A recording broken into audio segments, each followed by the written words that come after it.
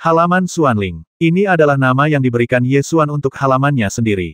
Xiang Ling menganggap nama itu bagus dan menanam sepetak bunga Morning Glory di bawah tembok timur. Setelah kembali dari ruang pertemuan keluarga, Ye Xuan berjongkok di bawah tembok halaman untuk mengolah tanah. Kegentingan. Gerbang didorong terbuka, dan Ye Qingyang melangkah masuk ke halaman. Setelah hening sejenak, dia menghela napas dan berkata, Xuan kamu seharusnya tidak begitu impulsif dalam menyetujui pertarungan hidup dan mati keluarga Huangfu. Ye Xuan mengangkat sudut mulutnya dan tersenyum, berkata bagaimana mungkin aku tidak menerima tantangan itu. Para tetua agung ingin menyerahkanku kepada keluarga Huangfu untuk dibuang. Jika kau ingin hidup dan hidup dengan baik, kau hanya bisa mengandalkan dirimu sendiri. Tapi kau tidak akan bisa memenangkan pertempuran ini, kata Ye Qingyang tanpa daya. Kakek kedua, menurutmu berapa banyak pedang yang perlu kita gunakan saat kita menggunakan 9 pedang angin dan petir untuk melawan Huang Fuming? Ye Xuan menatap Ye Qingyang dan bertanya dengan tenang. Ye Qingyang berpikir sejenak sebelum sampai pada kesimpulan teknik pedang gelombang pemotong yang dipraktikkan Huang Fuming adalah seni bela diri tingkat atas Xuan, dan kekuatannya sangat dahsyat. Pada tingkat yang sama, setidaknya diperlukan 7 serangan pedang untuk menyamakan keduanya. Pada level yang sama, dibutuhkan 7 pedang untuk menyamakan permainan. Namun, tingkat kultivasi Ye Xuan saat ini hanya tingkat keempat alam Qiwu, 1 tingkat lebih rendah dari Huang Fuming. Meskipun tingkat kultivasinya hanya pada alam Qiwu tingkat keempat, dia telah mencapai puncak alam Qiwu tingkat keempat, dan hanya selangkah lagi menuju alam Qiwu tingkat kelima. Ye Xuan bertanya lagi kakek kedua, kudengar ada seseorang di keluarga Ye yang menguasai 7 gaya pedang angin dan petir. Apakah itu kamu? Ye Qingyang terdiam beberapa saat sebelum mengangguk dan mengakui, aku menghabiskan separuh hidupku hanya berlatih 7 jurus pedang angin dan petir. Berbicara tentang 9 pedang angin dan petir, 300 tahun yang lalu itu adalah harta karun keluarga Ye kami. Leluhur keluarga Ye kami pernah menyapu kota Liuyun dengan 9 pedang angin dan petir, dan kekuatannya tak tertandingi. Sayang sekali bahwa 9 pedang angin dan petir terlalu sulit untuk dipraktikkan, dan tidak ada seorang pun yang mampu mempraktikkannya dalam 300 tahun terakhir, menyebabkan 9 pedang angin dan petir menjadi level terendah dari buku rahasia di perpustakaan, dan tidak ada yang peduli tentang itu. Ye Xuan menyerahkan pedang Qingyang yang telah ditebus dan bertanya, kakek kedua, bisakah kamu menunjukkan 9 pedang angin dan petir milikmu kepadaku? Tentu saja, Ye Qingyang memegang pedang Qingyang, air mata mengalir di matanya. Dia tidak menggunakan pedang Qingyang untuk memperagakan 9 pedang angin dan petir. Sebaliknya, dia mengambil sebatang bambu dari tanah, menggerakkan tubuhnya, dan mulai berlatih di halaman. Pedang itu melesat secepat guntur. Akan tetapi, setelah hanya 7 serangan pedang, cahaya pedang itu berhenti. Setelah membacanya, Ye Xuan membandingkannya satu persatu dengan 9 pedang angin dan petir dalam benaknya, dan menemukan banyak trik darinya. Dapat dikatakan bahwa ia mendapat banyak manfaat darinya. Setelah Ye Qingyang selesai berlatih 9 pedang angin dan petir, dia perlahan keluar dari halaman, meninggalkan beberapa patah kata jika kamu tidak bisa menang, maka akui kekalahan. Seorang pria sejati dapat membungkuk dan meregang, dan kita tidak boleh kalah saat ini. Kakek kedua akan melindungimu dengan mempertaruhkan nyawanya. Menyerah. Setelah berlatih seni jiwa kaisar, ia juga memperoleh jiwa bela diri naga ibel dari semua alam. Kata menyerah tidak akan ada lagi dalam kamus Ye Xuan. Alam Qiwu tingkat kelima, apakah sangat kuat? Lalu, teroboslah dan lihatlah seberapa kuat dirimu. Ye Xuan kembali ke kamar dan mengaktifkan jiwa bela diri naga ibel seluruh dunia untuk berkomunikasi dengan energi spiritual langit dan bumi. Saat kekuatan roh bela diri dilepaskan, aura yang sangat kuat segera menyebar, menutupi energi spiritual langit dan bumi dalam radius 1000 kaki. Dantian Ye Xuan tampaknya telah berubah menjadi lubang hitam, dan mulai dengan panik melahap energi spiritual langit dan bumi dalam radius 1000 kaki. Energi spiritual meraung seperti badai, dan Ye Xuan hampir tidak dapat menahan aliran energi spiritual yang begitu dahsyat. Dalam beberapa tarikan napas, Dantian dipenuhi dengan energi spiritual, membentuk siklon yang mulai berputar cepat. Aliran kuat energi sejati yang terkondensasi dalam siklon. Dalam waktu kurang dari seperempat jam, aliran energi sejati tingkat kelima melesat keluar dari topan, langsung menerobos penghalang alam dan melangkah ke alam Qiwu tingkat kelima. Setelah menerobos alam, Ye Xuan menarik kembali jiwa bela diri naga ibel dari semua dunia dan menghela napas panjang. Dia hampir mati lemas karena badai energi spiritual yang dahsyat tadi. Aura kuat yang dilepaskan oleh naga ibel seluruh dunia segera membuat khawatir orang-orang kuat di kota Liuyun. Beberapa master bela diri memanjat gedung-gedung tinggi di berbagai bagian kota dan melihat ke arah yang sama. Namun saat para jagoan bela diri ini hendak menerjang ke pusat badai tenaga spiritual tersebut, aura jiwa bela diri yang dahsyat itu tiba-tiba lenyap. Setelah fajar tibalah pagi. Berita bahwa keluarga Huangfu dan keluarga Ye akan naik panggung untuk pertarungan hidup dan mati dengan cepat menyebar ke seluruh kota Liuyun. Bagaimanapun, keluarga Huangfu adalah salah satu dari 3 keluarga seni bela diri utama di kota Liuyun. Akan menjadi berita yang sangat sensasional jika pemuda berbakat dari keluarga Huangfu naik ke panggung hidup dan mati, tidak peduli siapa lawannya. Keluarga Huangfu juga ingin menggunakan pertarungan hidup mati ini untuk meningkatkan gengsi keluarga, jadi mereka mengipasi api dan menyebarkan berita tersebut. Oleh karena itu, ketika langit baru saja mulai terang, banyak pendekar telah berkumpul di sekitar panggung hidup dan mati di tengah pasar bela diri untuk menyaksikan pertarungan tersebut. Ada banyak diskusi di antara orang banyak. Siapakah lawan Huang Fuming di panggung hidup dan mati? Itu adalah lelucon terbesar di Floating Cloud City beberapa waktu lalu, si jenius dari keluarga Ye yang tidak memiliki semangat bela diri. Sampah itu bahkan tidak memiliki jiwa bela diri, namun dia berani naik ke panggung hidup dan mati bersama Huang Fuming. Bukankah itu sama saja dengan mencari kematian? Tepatnya, seharusnya keluarga Ye yang mengirim sampah itu untuk memberi kesempatan keluarga Huangfu melampiaskan amarah mereka. Bagaimana bisa si idiot bernama Ye Xuan itu menyinggung keluarga Huangfu? Kudengar dia cemburu pada Tianjiao keluarga Ling di kota Phoenix dan melukai playboy keluarga Huangfu, Huang Fujun. Kalau begitu, sepertinya Ye Xuan sudah mati. Kamu pasti akan kalah, tapi belum tentu kamu akan mati. Apa maksudmu? Keluarga Huangfu sudah bicara. Mereka hanya menginginkan tangan dan kaki orang tak berguna itu. Lebih baik mati saja. Ketika matahari terbit setinggi 3 jari, orang-orang dari keluarga Huangfu adalah orang-orang pertama yang tiba di kaki panggung hidup dan mati dan menempati sebagian besar ruang terbuka di sisi utara panggung hidup dan mati. Huang Fuming melihat bahwa waktunya hampir habis, jadi dia perlahan berjalan ke panggung hidup dan mati, berdiri diam dengan tangan terlipat di dada, dan memegang pisau bulu angsa di lengannya. Seketika, aura tenang menyebar darinya. Hampir semua orang dari keluarga Huangfu hadir, tetapi tidak banyak orang dari keluarga Ye yang datang. Hanya tetua kedua Ye Qingyang dan beberapa prajurit keluarga Ye yang tersebar berdiri di sisi selatan panggung hidup dan mati, dengan ekspresi serius di wajah mereka. Semakin banyak prajurit berkumpul, menunjuk dan berbicara. Selain ruang terbuka di sekitar panggung hidup dan mati, kedai-kedai minuman dan teh di persimpangan jalan juga dipenuhi penonton. Di luar pasar seni bela diri, 2 orang berjalan perlahan. Keduanya berpegangan tangan dan berjalan perlahan, tidak terburu-buru. Ye Xuan awalnya ingin Xiang Ling tinggal di rumah, tetapi dia menolak dan bersikeras untuk ikut dengannya. Kakak, apakah orang itu sangat kuat? Xiang Ling bertanya dengan khawatir. Ye Xuan menganggukku dengar itu sangat kuat. Kalau begitu, bisakah kita tidak bertarung? Xiang Ling bertanya lagi. Tidak, Ye Xuan menjawab dengan santai, berusaha sebisa mungkin untuk tetap tenang dan kalem, tidak ingin membuatnya khawatir. Kenapa? Xiang Ling masih khawatir. Karena ada orang yang sok suci yang suka menindas orang lain untuk menunjukkan kekuatannya. Jika kamu mengalah, dia akan menganggapmu mudah ditindas dan menjadi lebih sombong. Jawab Ye Xuan. Lalu apa yang harus kita lakukan? Xiang Ling bertanya dengan cemas. Pukul dia sampai dia takut, dan dia tidak akan berani menunjukkan taringnya. Jangan pernah menggunakan kekerasan jika kamu bisa menyelesaikannya dengan tinju. Ye Xuan telah melakukan ini sejak dia masih kecil. Setiap kali ada orang yang berani menindas dirinya dan Xiang Ling, dia akan memukul balik dengan keras. Dia akan memegang seseorang dan memukulinya dengan keras sampai kepalanya pecah dan berdarah, dan dia akan takut padanya ketika dia melihatnya. Ketika langit cerah, Ye Xuan tiba pada tahap hidup dan mati seperti yang dijanjikan. Tepat saat dia hendak melangkah ke panggung hidup dan mati, sebuah kursi roda keluar dari formasi keluarga Huangfu, dan yang duduk di kursi roda itu adalah Huang Fujun. Hehehe, Huang Fujun tertawa penuh kemenangan, menarik luka di dadanya, lalu tersedak dan batuk beberapa kali sebelum berkata penuh kemenangan, sudah kubilang, kalau berani pukul aku, Huang Fujun, kau mati saja. Lihat, kemarilah dan mati sekarang, oke. Aku rasa kau ingin mematahkan beberapa tulang rusuk lagi. Ye Xuan meliriknya dengan dingin, matanya seperti pedang, menatapnya begitu tajam hingga seluruh tubuhnya gemetar.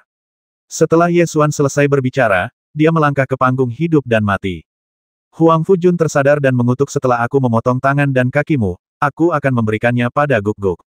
Aku akan memberitahumu akibat dari perbuatanmu yang menyinggungku. Di panggung kehidupan dan kematian, Huang Fuming berdiri seperti patung.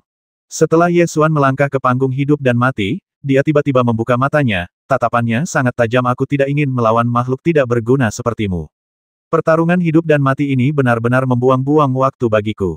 Aku tidak ingin bicara omong kosong lagi, mari kita akhiri dengan cepat dan hemat waktu untuk melakukan hal-hal yang lebih berarti. Titik titik titik. Titik titik titik. Apa yang kau katakan itu omong kosong. Ye Xuan menjawab dengan tenang. Huang Fuming menyipitkan matanya sedikit dan berkata dengan suara dingin sepertinya kau ingin mati dengan lebih menyedihkan. Kalimat kedua tidak masuk akal. Ye Xuan mengulurkan dua jari. Tatapan mata Huang Fuming menjadi semakin dingin, dan dia mengucapkan dua kata mencari kematian. Kalimat ketiga, Ye Xuan mengulurkan jari ketiganya. Huang Fuming menghunus pedangnya dengan suara dentang, menyerbu ke depan, dan menebas dengan teknik pedang pemotong gelombang. Ye Xuan dengan cepat memegang pedangnya secara horizontal untuk menghalangi. Benturan pedang itu menimbulkan suara dentang. Pedang baja berpola naga itu ditekuk menjadi bentuk busur, dan Ye Xuan menggunakan kekuatan pantulan untuk terbang mundur. Huang Fuming berhasil menguasai keadaan dengan jurus pertamanya, dan menjadi semakin liar.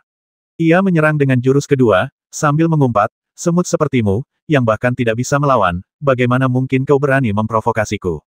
Mata Ye Xuan menjadi gelap dan dia berhenti menghindar. Dia berbalik dan menghunus pedangnya, menggunakan jurus pertama dari 9 pedang angin dan petir, gaya tusuk pedang. Pedang itu melesat keluar secepat guntur, melewati pisau Yanling dan langsung menuju pergelangan tangan Huang Fuming yang memegang pisau itu. Huang Fuming tidak menyangka pedang Ye Xuan begitu cepat, jadi dia segera menyingkirkan pisaunya dan menangkisnya. Menggigit, pedang itu saling bertabrakan, menghasilkan percikan cemerlang yang menerangi pola naga baja tempa di pedang kedua sisi. Huang Fuming merasakan kekuatan yang keluar dari pedang itu dan tahu bahwa lawan hari ini tidak selemah yang diisukan. Dia segera berkonsentrasi dan ingin melawan balik dengan sekuat tenaga. Akan tetapi, dia tidak punya waktu untuk menghunus pisaunya dan melawan. Jurus kedua Ye Xuan dari 9 pedang angin dan petir, jurus pemecah angin, telah tiba. Jurus ini lebih cepat, lebih ganas, dan lebih akurat daripada jurus pertama, dan langsung mengarah ke tenggorokan Huang Fuming. Mata Huang Fuming terfokus, dan dia cepat-cepat menempelkan pisaunya di tenggorokannya untuk menghalangi cahaya pedang. Menggigit, pedang itu bertabrakan lagi, menciptakan percikan kedua. Setelah bertahan dari dua gerakan berturut-turut, Huang Fuming merasakan kebencian yang lebih besar di dalam hatinya, dia menggertakkan giginya dan ingin menghunus pisaunya untuk melakukan serangan balik. Namun, ilmu pedang Ye Xuan semakin lama semakin cepat, begitu cepatnya sehingga orang-orang bahkan tidak sempat bernapas. Sebelum teknik pedang kedua selesai, teknik pedang ketiga gaya naga bangkit telah diluncurkan. Mata Huang Fuming melebar dan dia menghunus pedangnya lagi untuk membela diri. Menggigit, pedang itu beradu lagi, menimbulkan percikan ketiga. Huang Fuming tidak menyangka Ye Xuan akan begitu sulit dihadapi. Matanya menjadi gelap dan dia berteriak keras, memanifestasikan jiwa bela dirinya. Bayangan jiwa bela dirinya muncul di punggungnya, dan kekuatan serta kecepatannya langsung meningkat hingga 50%. Kau harus beristirahat dengan tenang karena mampu mengeluarkan jiwa bela diriku. Dari segi kecepatan, kau tidak sebaik aku, kata Huang Fuming, dan segera menebas dengan teknik pedang yang tajam dan cepat. Kau sebut ini kecepatan, lalu apa ini milikku? Ye Xuan berkata, dan segera melepaskan kekuatan roh bela diri Blood Viteret Goshaok. Akan tetapi, rahasia jiwa bela dirinya sendiri terlalu banyak, sehingga ia tidak memanifestasikan jiwa bela dirinya, melainkan langsung mengeluarkan kekuatan jiwa bela dirinya dari dantiannya. Kekuatan jiwa bela dirinya dilepaskan, dan kecepatan Ye Xuan langsung melonjak hampir 1 kali lipat, begitu cepatnya sehingga sulit dibedakan dengan mata terbuka. Begitu 9 pedang angin dan pedang petir digunakan, mereka tak terhentikan. Setiap pedang lebih cepat dan lebih mematikan dari sebelumnya. Ye Xuan tampak telah berubah menjadi bayangan, bertarung di panggung hidup dan mati, mengeluarkan cahaya pedang. Pedang itu menyambar bagai kilat, sangat cepat. Gaya melambung, gaya mengejar awan, gaya bulan demi bulan. Gaya Jepang, seolah-olah sambaran petir menyambar panggung kehidupan dan kematian, menyambar Huang Fuming dari sisi ke sisi. Huang Fuming tidak dapat berbuat apa-apa selain berusaha sekuat tenaga untuk menghalanginya. Aku melihat pedang-pedang beradu di sekujur tubuhnya, menghasilkan serangkaian percikan api ding-ding-ding. Melihat pemandangan seperti itu, para prajurit yang menonton dari semua sisi sangat terkejut oleh cahaya pedang dan bayangan di panggung hidup dan mati hingga mereka membuka mulut lebar-lebar. Sebelum pertarungan hidup dan mati ini dimulai, semua orang mengira ini akan menjadi pertarungan sepihak. Ternyata ini benar-benar pertempuran sepihak, hanya jatuh ke pihak lain. Ye Qingyang di antara penonton tidak dapat menahan diri untuk tidak tercengang, dengan ekspresi terkejut di wajahnya, bergumam pada dirinya sendiri 9 pedang angin dan petir. Bagaimana mungkin? 7 pedang, 7 pedang. Ye Qingyang ingat dengan jelas bahwa Ye Xuan telah mengambil buku rahasia 9 pedang angin dan guntur dari perpustakaan sebulan yang lalu. Hanya dalam waktu 1 bulan, dia telah menguasai 7 gaya pedang angin guntur. Bagaimana mungkin seseorang dengan bakat kultivasi yang begitu mengerikan bisa menjadi sia-sia? Namun, yang lebih mengejutkan Ye Qingyang adalah setelah Ye Xuan selesai menggunakan jurus ke-7 dari 9 pedang angin dan petir, dia tidak berhenti menggunakan jurus pedang dan malah melancarkan jurus ke-8. Bagaimana itu mungkin? Setelah 7 jurus pedang angin dan petir, Huang Fuming tidak dapat lagi membela diri. Ketika jurus pedang ke-7 menyala, ia berguling ke depan karena malu. Pedang itu melintas di punggungnya, meninggalkan luka berdarah. Ini janji 2 tangan dan 1 kaki, berikan padaku. Ye Xuan menginjak tanah dengan kedua kakinya, berteriak dengan suara yang dalam, dan hendak menggunakan jurus ke-8 pedang angin dan guntur. Huang Fu Dengwei telah menyaksikan pertempuran di panggung hidup dan mati. Ketika dia melihat putranya dalam posisi yang tidak menguntungkan, dia langsung terkejut. Namun, ia telah melihat banyak badai dan segera menjadi tenang. Ketika dia melihat Huang Fuming jatuh ke tanah dan Ye Xuan hendak menggunakan gerakan pedang yang lebih dahsyat, dia berteriak dalam hati bahwa itu tidak baik, dan segera terbang ke panggung hidup dan mati sambil berteriak berhenti. Huang Fu Dengwei memiliki tingkat kultivasi yang sangat tinggi, dan dia melesat dan menghalangi jalan Ye Xuan. Menurut aturan bela diri, di arena hidup mati, sampai pemenangnya ditentukan, orang lain tidak diperkenankan ikut campur. Huang Fu Dengwei jelas-jelas melanggar aturan. Ye Xuan menyipitkan matanya sedikit, mengabaikan Huang Fu Dengwei, dan berteriak dengan suara yang dalam angin dewa menari dengan liar. Jurus ke-8 dari 9 pedang angin dan petir diluncurkan. Sosok Ye Xuan berkelebat dan berubah menjadi puluhan bayangan, terbang melewati Huang Fu Dengwei, dan cahaya pedang menunjuk langsung ke Huang Fuming di belakangnya. Huang Fu Dengwei tidak menyangka bahwa Ye Xuan berani terus menyerang putranya di depannya. Matanya membelalak, dan dia melambaikan telapak tangannya, mengenai bayangan Ye Xuan, dan bang-bang-bang membubarkan lebih dari selusin bayangan. Akan tetapi, separuh bayangannya masih terbang melewatinya, memancarkan puluhan cahaya pedang, bersilangan dan menusuk ke arah Huang Fuming. Desir, desir, desir. Pedang itu berkilat dan darah berceceran. Kedua tangan dan 1 kaki Huang Fuming terpotong oleh cahaya pedang, dan pemandangannya sungguh tragis. Sesaat kemudian, Huang Fuming berteriak ketakutan, "Ah! Tanganku! Tanganku! Ayah! Tanganku!" Seluruh tempat itu sunyi senyap. Semua orang terkejut. Satu-satunya suara yang bisa didengar selama tahap hidup dan mati adalah teriakan Huang Fuming. Semua orang terkejut dengan pedang terakhir Ye Xuan yang secepat guntur, dengan ribuan bayangan, dan benar-benar memotong tangan dan kaki Huang Fuming di depan Huang Fu Dengwei. Tidak seorang pun yang dapat membayangkan bahwa pertarungan hidup dan mati ini akan berakhir seperti itu.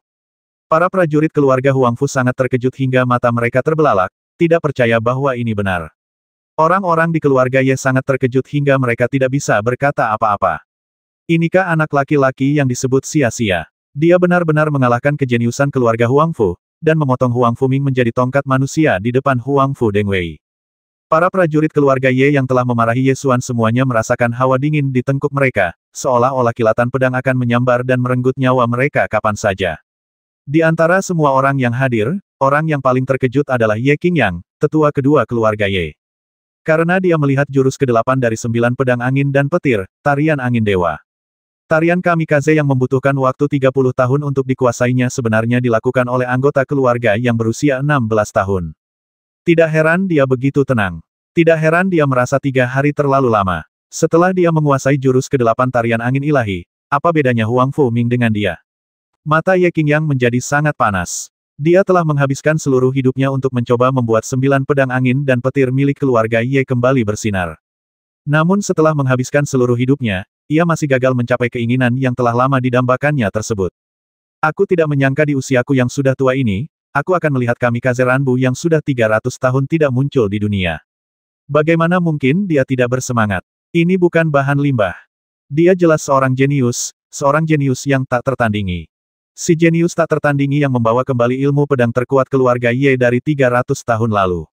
Ah, tanganku! Huang Fuming menjerit dengan sedih. Huang Fu Dengwei menoleh ke belakang dan melihat putranya yang berbakat dipotong menjadi tongkat manusia. Matanya memerah dan dia meraung, ingin menyerang Ye Xuan. Ye Xuan perlahan-lahan meletakkan pedang baja berpola naga itu di leher Huang Fuming dan bertanya sambil tersenyum, apakah kepala keluarga Huang Fu ingin bertarung dalam pertarungan hidup dan mati yang kedua? Ah!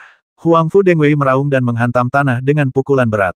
Kekuatan tinjunya meledak, panggung hidup dan mati runtuh, batu-batu beterbangan di mana-mana, dan kekuatannya sangat mengerikan. Setelah melampiaskan amarahnya, Huangfu Dengwei melotot tajam ke arah Ye Xuan dan berkata sambil menggertakkan giginya, kamu menang, jadi mengapa kamu harus melumpuhkan tangan dan kaki anakku? Ye Xuan terkekeh dan bertanya, jika aku kalah, akankah Patriark Huangfu mengampuni nyawaku? Tentu saja tidak. Keluarga Huangfu adalah salah satu dari 3 keluarga besar seni bela diri di kota Liuyun. Mereka selalu sombong di kota Liuyun. Jika putra mereka dipukul oleh seseorang, mereka akan memotong kepala orang itu. Keluarga Huangfu sangat arogan. Mereka yang menolak untuk tunduk akan memiliki rumput setinggi 3 kaki di kuburan mereka. Titik titik titik. Titik titik titik. Oleh karena itu, ketika keluarga Huangfu mengatakan mereka menginginkan tangan dan kaki Ye Xuan, mereka pasti tidak akan meninggalkan satu jari pun. Huangfu Dengwei tidak menjawab, tetapi wajahnya menjadi semakin menyeramkan. Ye Xuan terkekeh dan berkata, kau tidak bisa menjawab, kan? Yang paling kubenci adalah guk-guk berstandar ganda sepertimu. Kau tidak keberatan membasmi orang dan membakar, tetapi kau tidak tahan dipukuli dan dibasmi. Jika kau tidak mampu kalah, jangan naik ke panggung hidup dan mati. Aku bertaruh nyawaku, dan jika aku menang, kau harus membayarnya dengan nyawamu. Huangfu Ming masih melolong, dan darah masih mengalir keluar dari luka di tangan dan kakinya. Bagus. Bagus sekali. Huangfu Dengwei menggertakkan giginya, tetapi perlahan-lahan menjadi tenang.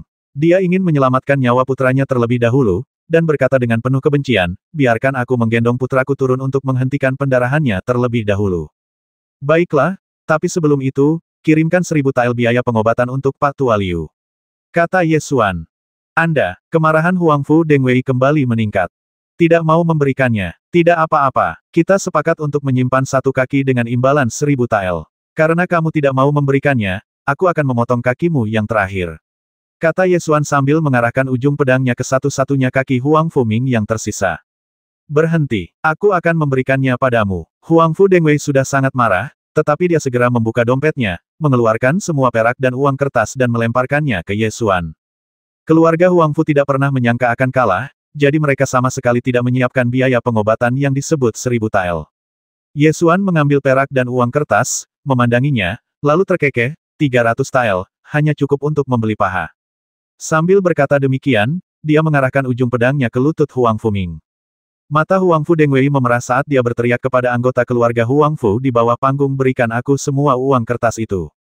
Semua orang di keluarga Huangfu buru-buru mengeluarkan semua perak dan uang kertas yang mereka miliki dan melemparkannya ke atas panggung. Ye Xuan mengambil uang perak senilai 1000 tael dengan pedangnya dan memegangnya di tangannya tanpa meminta sepeser pun lagi. Setelah mengambil semuanya, dia berbalik dan berjalan meninggalkan panggung. Huangfu Dengwei buru-buru melambaikan tangannya agar Huangfu Ming terbawa pergi, kemudian matanya bersinar dengan cahaya yang tajam, dan dia tiba-tiba menerkam Ye Xuan dari belakang, mengangkat tangannya untuk mencengkeram kepala Ye Xuan dengan ganas. Ye Xuan menyipitkan matanya sedikit dan memegang gagang pedang dengan tangan kanannya. Tepat pada saat itu, sebuah sosok melintas di antara penonton. Ye Qingyang menghalangi cengkeraman Huangfu Dengwei dan berkata dengan suara yang dalam, jika kepala keluarga Huangfu ingin bertarung langsung dalam duel hidup dan mati, dia harus menemuiku. Huangfu Dengwei menggertakkan giginya dan berkata, mulai hari ini, keluarga Huangfuku dan keluarga Ye Mu akan menjadi musuh bebuyutan. Aku tidak akan menjadi manusia jika aku tidak membasmi Ye Xuan. Menurut aturan arena hidup dan mati, terlepas dari menang atau kalah, semua dendam akan dilupakan. Tampaknya kepala keluarga Huangfu ingin melanggar aturan ini. Ye Qingyang berkata dengan tenang. Saya, Huangfu Dengwei, melanggar peraturan. Apa yang dapat Anda lakukan terhadap saya? Kata Huangfu Dengwei sambil mengertakkan gigi. Jika bukan karena fakta bahwa pertempuran dilarang di kota Liuyun, Huangfu Dengwei bahkan ingin segera memerintahkan perang dengan keluarga Ye. Aturan-aturan seni bela diri adalah aturan-aturan yang diterima secara umum dan diikuti oleh sebagian besar seniman bela diri. Tetapi jika seseorang bersikeras melanggar aturan, sebenarnya tidak akan ada hukuman.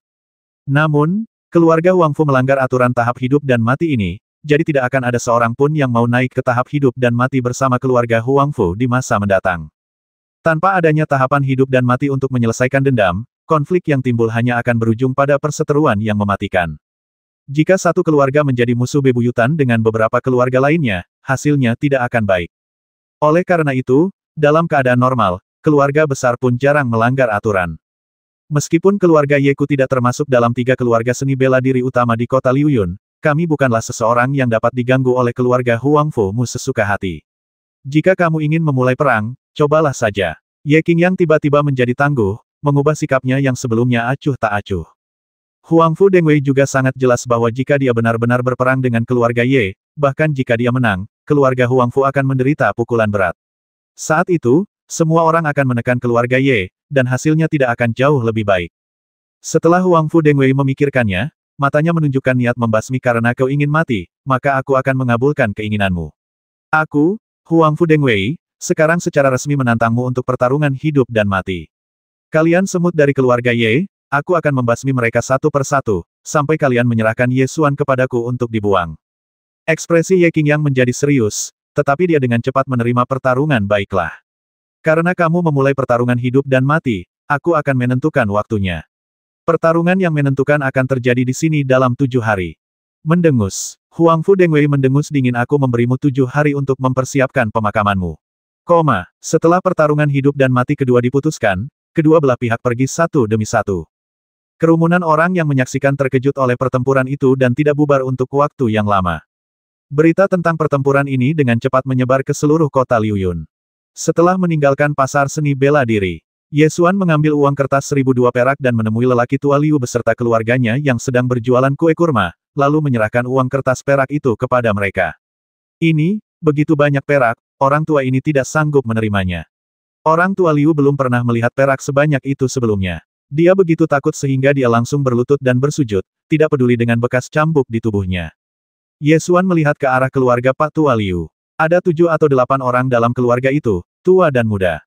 Gadis termuda masih mengisap jarinya. Usianya hampir sama dengan Xiang Ling saat dia masih kecil. Ye Xuan memasukkan uang kertas itu ke tangan Pak Tua Liu dan berkata, sejujurnya, akulah yang telah melibatkanmu. Kurasa keluarga Huangfu pasti akan menyusahkanmu lagi. Cepatlah ambil uang ini dan tinggalkan kota Liuyun. Jika kau menunda terlalu lama, kau tidak akan bisa pergi. Ketika Pak Tua Liu mendengar ini, dia begitu takut hingga berkeringat dingin. Dia telah menyaksikan kesombongan keluarga Huangfu sebelumnya, jadi dia tidak berani menunda lebih lama lagi. Dia segera membawa keluarganya, tua dan muda, untuk bersujud 3 kali kepada Ye Xuan, lalu buru-buru mengemasi barang-barangnya, meninggalkan kota Liuyun dan melarikan diri. Setelah mengantar Pak Tua Liu dan keluarganya pergi, Ye Xuan menggandeng tangan Xiang Ling dan pulang ke rumah. Mereka adalah satu-satunya toko yang menjual kue kurma di kota ini. Sekarang setelah mereka tutup, kita tidak akan bisa membeli kue kurma lagi. Ye Xuan mendesah. Tidak apa-apa, aku suka apapun yang dibeli kakakku. Xiang Ling tidak bersedih karena dia tidak bisa lagi makan kue kurma. Dia masih berjalan sambil menjabat tangan Ye Xuan, tampak sangat bahagia. Tidak lama setelah kembali ke halaman Xuanling, Ye Qingyang mengikutinya, meraih tangan Ye Xuan dan pergi. Ayo, ikut aku ke ruang rapat. Ye Xuan bertanya dengan ragu apa lagi. Ikuti saja aku. Ye Qingyang tidak menjelaskan dan segera datang ke ruang pertemuan keluarga. Pada saat ini, semua tetua keluarga Ye berkumpul di ruang rapat untuk membahas berbagai hal. Ye Qingyang membawa Ye Xuan ke ruang rapat, langsung menarik perhatian semua tetua yang hadir. Tetua Agung Ye Qingchang menatap Ye Xuan dan menegurnya dengan ekspresi tidak senang di wajahnya. Kamu memenangkan pertarungan, jadi mengapa kamu memotong tangan dan kaki Huangfu Ming? Ye Xuan melirik para tetua yang hadir, terkekeh, dan berkata, apakah kalian akan memanggil pasukan untuk menyelidiki? Beraninya kau bersikap tidak menentu seperti itu. Sekarang keluarga Huangfu akan menjadi musuh bebuyutan dengan keluarga Ye, dan itu semua karena kau. Tetua itu meninggikan suaranya dan menegur. Saya ingin bertanya kepada para tetua, jika tangan dan kaki saya yang dipotong oleh Huangfu Ming, apakah kalian akan pergi ke keluarga Huangfu untuk mencari keadilan bagi saya? Ye Xuan bertanya dengan suara dingin. Wajah para tetua yang hadir semakin jelek, tetapi tidak ada seorang pun yang menjawab pertanyaan itu. Ye Xuan mendengus dingin dan berkata, jika kamu pengecut, katakan saja. Mungkin belum terlambat untuk pergi dan menjilati pantat keluarga Huangfu sekarang, tapi jangan bawa aku bersamamu, aku tidak mampu kehilangan muka seperti itu. Bagaimana bisa kau berbicara seperti ini kepada para tetua? Beberapa tetua langsung memarahi dengan marah. Wajah Ye Xuan menjadi gelap, dan dia bertanya langsung apa yang kau ingin aku lakukan. Katakan saja, kau ingin aku meminta maaf kepada keluarga Huangfu. Tidak mungkin. Kau ingin mengirimku ke keluarga Huangfu untuk melampiaskan amarahmu. Kau tidak layak. Kau, para tetua yang hadir tercekat dan tak bisa berkata apa-apa. Setelah berdebat cukup lama, Tetua Agung Ye Qingchang akhirnya angkat bicara. Qingyang, kenapa kau membawanya ke sini? Ye Qingyang tidak pandai berbicara, jadi dia tidak sempat berbicara sepatah kata pun. Baru pada saat itulah dia memiliki kesempatan untuk berbicara dan berkata, saya berharap dapat mengalokasikan sejumlah sumber daya kultivasi kepada Ye Xuan. Apa? Semua tetua yang hadir terkejut. Ye Xuan juga tertegun sejenak. Para tetua berdebat sebentar sebelum Ye Qingchang angkat bicara keluarga Ye selalu mengalokasikan sumber daya kultivasi kepada mereka yang memiliki bakat luar biasa. Anda tentu tidak tahu hal ini. Anda seharusnya lebih tahu daripada siapapun tentang bakat seperti apa yang dimiliki Ye Xuan. Ye Qingyang berpendapat pada tahap hidup dan mati, Ye Xuan menggunakan jurus ke-8 dari 9 pedang angin dan petir, tarian angin ilahi. Ini adalah ilmu pedang yang pernah gemilang di keluarga Ye 300 tahun yang lalu. Keluarga harus melatih Ye Xuan dengan baik. Tidak ada yang telah berlatih teknik pedang itu dalam waktu yang lama. Jadi bagaimana jika kamu telah menguasai ke-8 gaya itu? Tanpa bakat, kamu tidak akan melangkah jauh di jalur seni bela diri. Bisakah kamu bersaing dengan ahli alam Yuan Wu hanya dengan satu set teknik pedang? Ye Qingchang membalas. Benar sekali. Apa gunanya memiliki ilmu pedang yang kuat? Kekuatan tertinggi masih tergantung pada tingkat kultivasi. Tetua lainnya pun setuju. Tapi Ye Xuan hanya butuh waktu 1 bulan untuk menguasai 8 gaya pedang angin dan petir. Dengan bakat seperti itu, Ye Qingyang ingin terus berdebat. Ye Qingchang mengangkat tangannya untuk menyela, baiklah. Katakan saja padaku, berapa banyak sumber daya kultivasi yang ingin kamu alokasikan kepadanya? Ye Qingyang memikirkannya dan berkata, kita harus berbagi sumber daya kultivasi secara merata dengan Tian Hao. Sama sekali tidak, Ye Qingchang langsung menolak dengan tegas. Jika tidak merugikan kepentingan putranya dan sedikit sumber daya dialokasikan untuk Ye Xuan, mungkin masih ada ruang untuk negosiasi. Sekarang Ye Qingyang ingin memberikan setengah dari sumber daya kultivasi Ye Tian Hao kepada Ye Xuan, tetapi tidak mungkin Ye Qingchang akan menyetujuinya. Tian Hao adalah roh bela diri tingkat 6 tingkat manusia. Sekarang dia sedang berlatih menyendiri dan kultivasinya telah meningkat pesat. Dia bertekad untuk memenangkan tempat pertama dalam kompetisi bela diri kota Liuyun dalam 3 bulan. Kau benar-benar ingin memberikan setengah dari sumber daya kultivasi Tian Hao kepada keluarga yang tidak berguna. Apa niatmu? Tapi 9 pedang angin dan petir, Ye Qingyang ingin terus membujuk. Cukup, Ye Qingchang segera menyela dan berkata dengan suara yang dalam, Tian Hao adalah harapan masa depan keluarga Yeku. Siapapun yang ingin menyentuh sumber daya kultivasi Tian Hao adalah musuh keluarga Yeku. Para tetua lainnya juga setuju, benar sekali. Tentu saja, sumber daya kultivasi keluarga harus dialokasikan untuk para jenius keluarga. Bagaimana kita bisa menyia-nyiakannya untuk seorang pecundang? Ye Xuan berdiri, terkekeh, dan berkata, kebetulan saja aku tidak membutuhkan sumber daya pelatihan keluarga. Serahkan saja sumber dayamu pada jeniusmu. Aku harap jenius yang kamu kembangkan bisa lebih kuat dari Huang Fuming. Setelah Ye Xuan selesai berbicara, dia tertawa 3 kali, berbalik dan pergi. Anda, Ye Qingchang sangat marah hingga wajahnya menjadi hitam seperti dasar panci. Sebelum hari ini, Huang Fuming adalah seorang jenius muda dari keluarga Huang Fu dan telah memperoleh sumber daya yang tak terhitung jumlahnya untuk berkultivasi. Namun, bahkan seorang jenius dari keluarga besar pun dikalahkan oleh Ye Xuan. Kalimat ini saya harap jenius yang Anda kembangkan bisa lebih kuat dari Huang Fuming benar-benar menyayat hati. Ye Qingchang sangat marah sehingga dia berdiri dan berteriak pada Ye Xuan yang pergi, apakah menurutmu Tian Hao dapat dibandingkan dengan seseorang seperti Huang Fuming? Ye Qingyang mengabdikan dirinya untuk mempelajari ilmu pedang dan jarang berpartisipasi dalam urusan keluarga. Kali ini, saya ingin mendapatkan beberapa sumber daya kultivasi untuk Ye Xuan, tetapi saya gagal. Xuan Ye Qingyang mengikuti keluar, memanggil Ye Xuan dan berkata, kamu memiliki bakat yang bagus dalam ilmu pedang, kamu harus berlatih dengan baik. Aku akan berlatih keras. Ye Xuan bertekad dan sebenarnya tidak membutuhkan Ye Qingyang untuk mengingatkannya. Ayo, ikuti aku. Ye Qingyang meraih tangan Ye Xuan lagi dan berjalan menuju perpustakaan. Kemana kau akan pergi kali ini? Ye Xuan bertanya sambil mengerutkan kening. Ye Qingyang menarik Ye Xuan kembali ke halaman kecil di belakang perpustakaan, yang merupakan halaman tempat tinggalnya. Dia mengeluarkan botol porselen dari kediamannya, menaruhnya di tangan Ye Xuan, dan berkata, ini adalah 3 pil kondensasi Qi. Kamu dapat menggunakannya terlebih dahulu. Aku punya beberapa barang berharga di sini, dan aku dapat menukarnya dengan beberapa pil kondensasi Qi. Ye Xuan agak tersentuh, dan dengan cepat memegang tangannya dan berkata, kakek kedua, aku bisa menangani sendiri masalah pil kondensasi Qi. Kakek kedua, kamu tidak perlu terlalu khawatir. Tidak perlu khawatir, tidak perlu khawatir.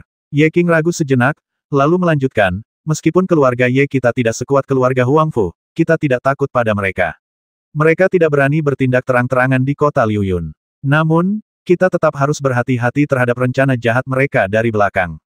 Mengerti. Ye Xuan mengangguk setuju. Memikirkan pertarungan hidup dan mati antara Ye Qingyang dan Huangfu Dengwei hari ini, Ye Xuan sedikit khawatir dan bertanya, kakek kedua, apakah kamu yakin bisa mengalahkan Huangfu Dengwei? Ekspresi Ye Qingyang berangsur-angsur menjadi serius, dan setelah beberapa lama dia berkata, Huangfu Dengwei sudah menjadi ahli alam Yuanwu, dan konon dia juga telah menguasai jurus terakhir dari teknik pedang Zanlang, memotong lautan darah. Kekuatan teknik pedang ini sebanding dengan seni bela diri tingkat spiritual. Tidak mudah untuk mengalahkannya. Alam Yuanwu adalah alam bela diri yang lebih kuat di atas alam Qiwu. Huangfu Dengwei memang salah satu dari sedikit master di kota Liuyun. Ye Xuan berpikir sejenak, lalu bertanya jika aku bisa menguasai tarian angin ilahi, apakah aku bisa menang? Ekspresi Ye Qingyang membeku, lalu dia mengangguk dan berkata, tarian angin ilahi sama bagusnya dengan tebasan laut darah, tetapi aku telah berlatih keras selama 30 tahun dan masih belum mampu menguasai teknik pedang ini. Tidak banyak harapan. Aku akan menunjukkan kamikaze Ranbu kepadamu, mungkin kita bisa mendapatkan sesuatu darinya. Ye Xuan segera menyarankan. Ketika semua tetua tidak mau membela diri, Ye Qingyang lah yang bangkit berdiri. Jadi Ye Xuan mencoba yang terbaik untuk membantunya memenangkan pertarungan hidup dan mati dalam 7 hari. Ketika Ye Qingyang mendengar saran ini, secerca kegembiraan muncul di wajahnya, dan dia menghela nafas bahkan jika aku tidak bisa mempraktikkannya, aku dapat melihat tarian angin ilahi dengan mataku sendiri dalam hidupku, jadi aku tidak menyesal. Halaman Xuanling. Ye Xuan dan Ye Qingyang berdiri terpisah 3 meter. Keduanya memegang pedang di tangan mereka, siap menyerang. Dengan kilatan teknik pedang di mata mereka, kedua pria itu menyerang pada saat yang sama, menggunakan 9 pedang angin dan pedang petir untuk bertarung. Ye Qingyang menekan kultivasinya dan hanya berkompetisi dalam ilmu pedang. Pedang kedua pria itu hampir berada di ujung tombak, seolah-olah dua petir menyambar. Pedang itu saling beradu, menciptakan percikan api yang menyilaukan. Ding ding ding. Dalam sekejap mata, ketujuh teknik pedang digunakan dan keduanya berimbang. Namun, setelah jurus ketujuh pedang angin dan petir, Ye Qingyang sudah menggunakan semua jurus pedangnya dan tidak dapat lagi melakukan jurus ke-8 tarian angin dewa. Titik titik titik. Titik titik titik. Setelah Ye Xuan melakukan 7 gerakan pedang, gerakan ke-8 menyusul. Ye Qingyang menyaksikan dengan napas tertahan, teknik pedang ke-8 yang telah ia latih selama setengah hidupnya namun belum dikuasainya akan segera muncul di hadapannya. Jantung Cimu tak kuasa menahan diri untuk tidak berdetak kencang lagi. Tarian kamikaze. Ye Xuan berteriak dengan suara yang dalam, dan menyerang dengan angin dewa. Tubuhnya berubah menjadi puluhan bayangan dan bergegas menuju Ye Qingyang, menusuk puluhan cahaya pedang. Desir, desir, desir. Ye Qingyang segera mengayunkan pedangnya untuk memblokir dan terus mundur. Kedua pedang itu bertabrakan, menimbulkan suara ding-ding-ding dan percikan api beterbangan. Setelah menyaksikan tarian angin surgawi, Ye Qingyang berdiri di sana dengan linglung, tenggelam dalam pikirannya, berjuang untuk memahami teknik pedang yang luar biasa ini. Ye Xuan juga menyarungkan pedangnya dan berpikir hati-hati tentang pertandingan anggar tadi. Meskipun Ye Xuan telah menguasai 9 pedang angin dan petir, pemahamannya terhadap seluk-beluk ilmu pedang jelas tidak sebaik Ye Qingyang, yang telah mempelajarinya hampir sepanjang hidupnya. Oleh karena itu, Ye Xuan juga mendapat banyak manfaat dari proses pertarungan pedang. Pada hari-hari berikutnya, Ye Qingyang akan datang ke sini setiap hari untuk bertanding ilmu pedang. Ye Qingyang adalah seorang fanatik pedang. Ketika dia memahami ilmu pedang, dia bisa bertahan seharian penuh tanpa makan, minum, atau tidur. Ye Xuan merasa jika orang seperti itu tidak bisa menguasai Xin Feng Ranbu, maka dewa benar-benar buta. Waktu terus berjalan, hari demi hari. 7 hari berlalu dengan cepat, dan tibalah saatnya pertempuran hidup dan mati kedua antara keluarga Ye dan keluarga Huangfu. Tadi malam, Ye Xuan pergi menonton Ye Qingyang berlatih pedang, tetapi dia masih belum bisa menggunakan jurus ke-8 dari 9 pedang angin dan petir. Oleh karena itu, Ye Xuan sedikit khawatir, dan segera berlari ke halaman perpustakaan ketika dia bangun pagi-pagi. Saat melihat Ye Qingyang, hati Ye Xuan tiba-tiba menjadi tenang. Karena semangat dan energi yang ditunjukkan Ye Qingyang benar-benar berbeda dari kemarin, seolah-olah dia tiba-tiba pulih ke puncak semangat dan energinya. Ye Xuan tahu bahwa ini adalah keadaan yang hanya dapat diungkapkan setelah menerobos hambatan mental dan meningkatkan kekuatannya. Ye Qingyang hanya punya satu kekhawatiran, yaitu jurus ke-8 dari 9 pedang angin dan petir, yang telah ia latih selama separuh hidupnya namun belum mampu ia kuasai. Karena dia menunjukkan semangat yang kuat, berarti dia pasti telah membuat terobosan dalam ilmu pedang.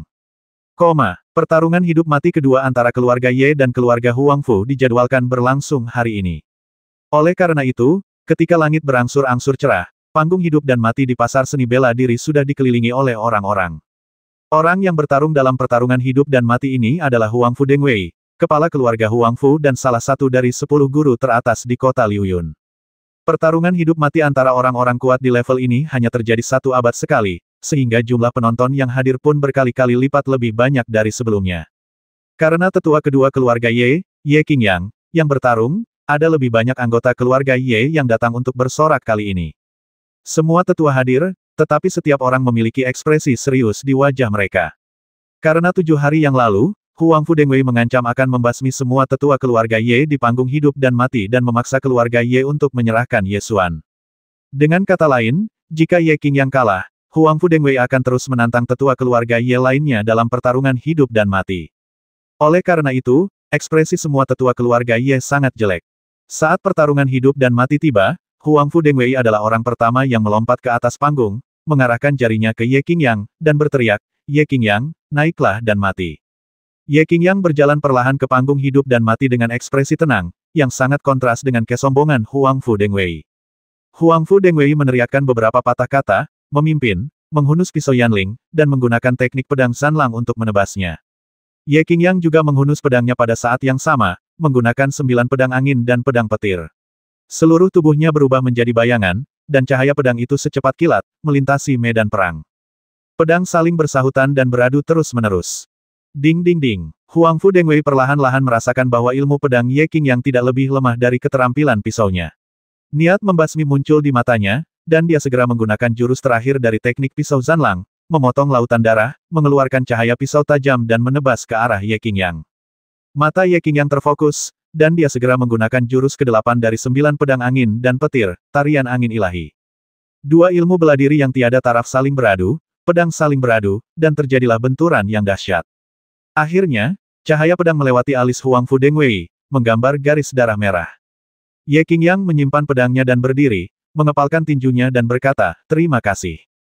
Huangfu Dengwei kehilangan setengah gerakan dan menggertakkan giginya karena marah.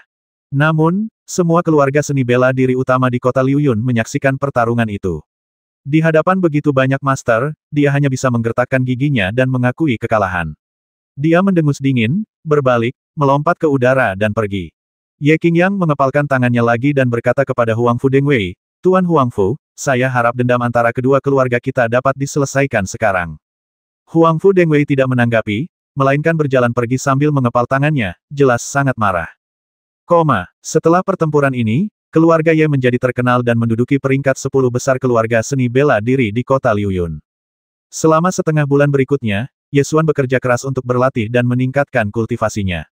Selain berlatih, dia juga akan berkompetisi dengan Ye Qingyang dalam ilmu pedang setiap hari untuk meningkatkan keterampilan ilmu pedangnya. Selama setengah bulan ini, Ye Qingyang mengirim 3 pil kondensasi Qi lagi. Dengan bantuan pil kondensasi Qi, kemajuan kultivasi Ye Xuan sangat cepat. Dia telah berkultivasi hingga puncak level ke-5 alam Qi Wu dan hanya selangkah lagi untuk menembus level ke-6 alam Qi Wu. Akan tetapi, meskipun Ye Qingyang merupakan tetua kedua dari keluarga Ye, dia biasanya tidak peduli dengan banyak hal, jadi hanya ada sedikit cara untuk mendapatkan pil kondensasi Qi. Dia memberi Ye Xuan 6 pil kondensasi Qi secara total, dan dia telah mencurahkan seluruh pikirannya ke dalamnya. Ye Xuan awalnya ingin menggunakan jiwa bela diri naga ibel 10.000 dunia lagi untuk menerobos penghalang alam, tetapi terakhir kali dia menggunakan jiwa bela diri naga ibel 10.000 dunia, tampaknya telah menarik perhatian beberapa orang di kota Liuyun, jadi dia memutuskan untuk bersembunyi sebentar dan melihat bagaimana situasinya berkembang. Hari berikutnya, Ye Xuan datang ke pasar seni bela diri di kota Liuyun dan ingin melihat harga pil kondensasi Qi. Begitu dia memasuki pasar seni bela diri, dia melihat sekelompok prajurit mengenakan seragam sekte biru dan putih, dan dengan cepat menutupi wajahnya dengan tangannya. Karena seragam sekte yang dikenakan oleh kelompok prajurit ini sama persis dengan kelompok yang mengejar Si Lingji di pegunungan Yunhai. Ye Xuan berpikir sejenak dan kemudian berjalan menuju restoran tersibuk di pasar seni bela diri. Restoran tersibuk di pasar seni bela diri kota Liuyun adalah restoran Siake. Kebanyakan orang yang minum di restoran Siake adalah seniman bela diri. Dapat dikatakan bahwa restoran ini adalah tempat berkumpulnya banyak orang menarik dan berbagai macam berita dibahas. Ye Xuan masuk ke restoran, mencari tempat duduk di dekat meja kasir, lalu duduk. Ia memesan sebotol anggur dan sepiring kacang, menuangkan segelas untuk penjaga toko, dan mengobrol sambil minum. Penjaga toko, banyak pejuang sekte datang ke pasar hari ini. Penjaga toko itu sedang menganggur, jadi dia minum segelas anggur dan menjawab dengan santai, saya datang ke sini 2 hari yang lalu. Kamu dari sekte mana? Kau tidak tahu ini. Orang-orang yang mengenakan jubah biru dan putih itu adalah murid-murid terkenal dari sekte Tianjian. Kata si penjaga toko sambil mengacungkan jempol. Tentu saja Ye Xuan pernah mendengar nama sekte Tianjian. Sebab, di benua Kyushu, semua orang pernah mendengar nama sekte Tianjian. Sekte Tianjian dapat dikatakan sebagai salah satu sekte terkuat di benua Kyushu, dan seni bela diri pedangnya tak tertandingi di dunia. Pengikut sekte Tianjian, apa yang mereka lakukan di kota Liuyun? Ye Xuan bertanya lagi. Kudengar mereka datang ke sini untuk menangkap seorang penyihir dan setan yang sangat kuat. Jawab si penjaga toko. Apakah sekte Tianjian telah memastikan bahwa Ibel ada di kota Liuyun? Ye Xuan bertanya sambil mengerutkan kening. Penjaga toko itu mendekat dan berbisik, kudengar setengah bulan yang lalu, aura roh bela diri yang sangat menakutkan muncul di kota, dan kemudian beberapa hari kemudian, pengikut sekte pedang surgawi muncul di kota. Jantung Ye Xuan tak dapat menahan diri untuk tidak berdebar kencang. Setengah bulan yang lalu, bukankah sekarang saat yang tepat bagiku untuk menggunakan roh bela diri naga Ibel seluruh dunia untuk melahap energi spiritual langit dan bumi? Mungkinkah naga Ibel seluruh dunia hanya terungkap selama setengah menit dan sekte Tianjian tertarik? Ye Xuan teringat akan perasaan ajaib yang ia rasakan saat menggunakan Martial Soul dari Demonic Dragon of All Worlds. Itu adalah kekuatan transenden yang melanggar hukum dunia dan sangat mungkin menarik perhatian orang-orang kuat di tingkat hukum. Ye Xuan berpikir sejenak, lalu bertanya apa lagi yang sudah kamu dengar. Saya juga mendengar bahwa penyihir itu adalah penyihir yang dapat mengeluarkan api ungu untuk membasmi orang. Ngomong-ngomong, ada potret di sini. Jika Anda penasaran, Anda dapat melihat potret itu. Kata penjaga toko sambil meletakkan potret di atas meja. Bagaimana dengan potretnya? Ye Xuan terkejut. Jika Zilingji memiliki potret, maka dia mungkin juga memiliki potret. Ye Xuan segera mengambil potret itu dan melihatnya. Lukisan itu memperlihatkan Ji Ziling dengan penampilan yang sangat cantik dan sosok yang anggun. Ia memegang 2 tombak emei di tangannya dan mengendalikan api ungu. Kecantikannya membawa aura pembasmi yang ganas, dan lukisan itu sangat hidup. Bagaimana dengan Ibel lainnya? Apakah ada potretnya juga? Ye Xuan bertanya lagi. Tidak juga. Aku mendengar dari murid-murid sekte Tianjian bahwa Ibel sangat mudah berubah. Kadang-kadang dia adalah Raja Ibel dari jurang 9 meter, dan kadang-kadang dia bisa berubah menjadi remaja berusia 15 atau 16 tahun. Tidak ada gunanya menggambar potretnya. Jawab si penjaga toko. Engah. Ye Xuan hampir memuntahkan anggur di mulutnya. Bocah berusia 15 atau 16 tahun itu pasti merujuk pada dirinya sendiri, kan? Untungnya tidak ada potret, kalau tidak akan terjadi masalah nyata. Ye Xuan secara bertahap menemukan bahwa dia memiliki terlalu banyak rahasia. Selain ancaman dari sekte Tianjian, Zilingji juga merupakan bahaya tersembunyi yang besar. Sebelum Zilingji melarikan diri, dia berkata bahwa dia akan pergi ke suatu tempat kuno yang terpencil untuk memanggil jiwa Raja Ibel dan menghidupkan kembali makhluk kuat yang dapat melahap kegelapan. Jelas sekali dia ingin menguasai tubuhku lagi. Meskipun makhluk misterius itu terbasmi secara kebetulan, kita tidak bisa mengambil risiko lagi. Kekuatan harus ditingkatkan sesegera mungkin. Pemilik restoran itu cerewet, dan dia terus berbicara sambil bersemangat kudengar sekte pedang langit mengirim murid-murid ke kota awan terapung kali ini. Selain menangkap wanita jahat itu, mereka juga berencana merekrut pemenang pertama kompetisi bela diri kota awan terapung sebagai murid sekte pedang langit. Tunggu, apa yang kau katakan akan dilakukan sekte Tianjian? Saat Ye Xuan tengah asyik berpikir, tiba-tiba ia mendengar sebuah berita yang memberinya kilasan inspirasi. Ia pun langsung menanyakannya. Penjaga toko itu mengulangi perkataannya yang baru saja diucapkannya. Sudah kubilang, sekte pedang langit kali ini mengirim murid-muridnya ke kota Liuyun. Selain menangkap wanita jahat itu, mereka juga bermaksud merekrut juara pertama kompetisi bela diri kota Liuyun ini sebagai murid sekte pedang langit. Mata Ye Xuan tiba-tiba berbinar. Sekte Tianjian dan Sekte Piao Miao merupakan 2 sekte gunung abadi terbesar di benua Jiushu. Terlebih lagi, keterampilan menggunakan pedang dari Sekte Tianjian tidak ada tandingannya di dunia. Ling Feishuang diterima sebagai murid oleh tetua suci Sekte Piao Miao pada usia 13 tahun, dan berlatih seni bela diri paling maju di benua Jiushu. Saya memiliki perjanjian 3 tahun dengannya. Aku harus pergi ke Sekte Piao Miao dalam waktu 3 tahun dan membalas dendam atas penghinaan yang kuderita hari itu. Maka masuk ke Sekte Tianjian untuk berlatih bela diri tingkat lanjut adalah pilihan terbaik. Jika Anda ingin menjadi murid Sekte Tianjian, Anda harus memenangkan tempat pertama di kompetisi seni bela diri kota Liuyun. Kompetisi seni bela diri Kota Liuyun merupakan acara seni bela diri paling meriah setiap tahunnya di Kota Liuyun, biasanya diadakan sebelum akhir setiap tahun. Dengan kata lain, masih ada lebih dari 3 bulan hingga kompetisi seni bela diri Kota Liuyun tahun ini. Mereka yang berpartisipasi dalam kompetisi seni bela diri setiap tahun adalah para pejuang muda dengan bakat luar biasa. Mereka yang dapat bertarung sampai akhir akan memiliki tingkat kultivasi tidak lebih rendah dari tingkat ke-8 alam Qiwu. Kultivasi seorang prajurit adalah kekuatan fisiknya. Perbedaan satu level akan menyebabkan perbedaan besar dalam kekuatan dan kecepatan. Kesenjangan dalam kekuatan keras ini sulit ditutupi dengan seni bela diri. Oleh karena itu, jika Anda ingin memenangkan tempat pertama dalam kompetisi seni bela diri, Anda harus meningkatkan keterampilan Anda sebanyak mungkin sebelum kompetisi dimulai.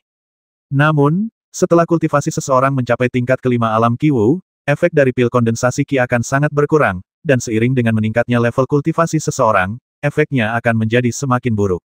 Meskipun hanya butuh waktu lebih dari sebulan untuk naik dari pemurnian tubuh tingkat ke-9 ke tingkat ke-5 alam Qiwu, kecepatan kultivasinya sudah sangat mengerikan, tetapi Ye Xuan masih belum puas.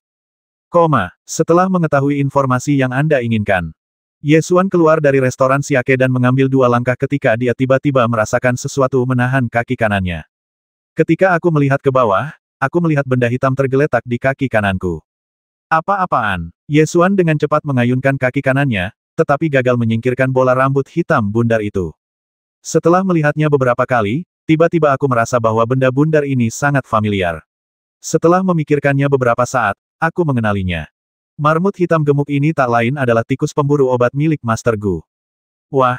Kenapa kau pegang kakiku? Di mana tuanmu? Dia tidak akan benar-benar mengikuti kita ke kota Liuyun untuk mendapatkan makanan dan minuman gratis, kan? Ye Xuan mendongak dan melihat sekeliling, tetapi tidak melihat lelaki tua yang rakus itu. Ngomong-ngomong, pada hari ketika pusaran awan petir muncul, lelaki tua serakah itu terbang ke pusat pusaran awan petir, dan tidak ada yang tahu apa yang terjadi padanya pada akhirnya. Ye Xuan tidak dapat mengingat nama tikus pemburu narkoboy ini, jadi dia bertanya, "Hei, siapa namamu?" Tikus pemburu narkoboy menggigit celana Ye Xuan dengan giginya dan mulai menarik. "Hei, ini celana terbaikku, jangan digigit lagi." Ye Xuan menggoyangkan kakinya dan melepaskannya. Tikus pemburu obat menggulingkan badannya yang bulat di tanah sebanyak 3 kali, kemudian memanjat dan menerkam kaki celana, menggigitnya dan menariknya dengan keras. Ye Xuan perlahan mulai merasakan ada sesuatu yang salah. Tikus pemburu narkoboy merupakan hewan spiritual yang sangat langka dan dalam keadaan normal ia tidak akan dibiarkan berkeliaran.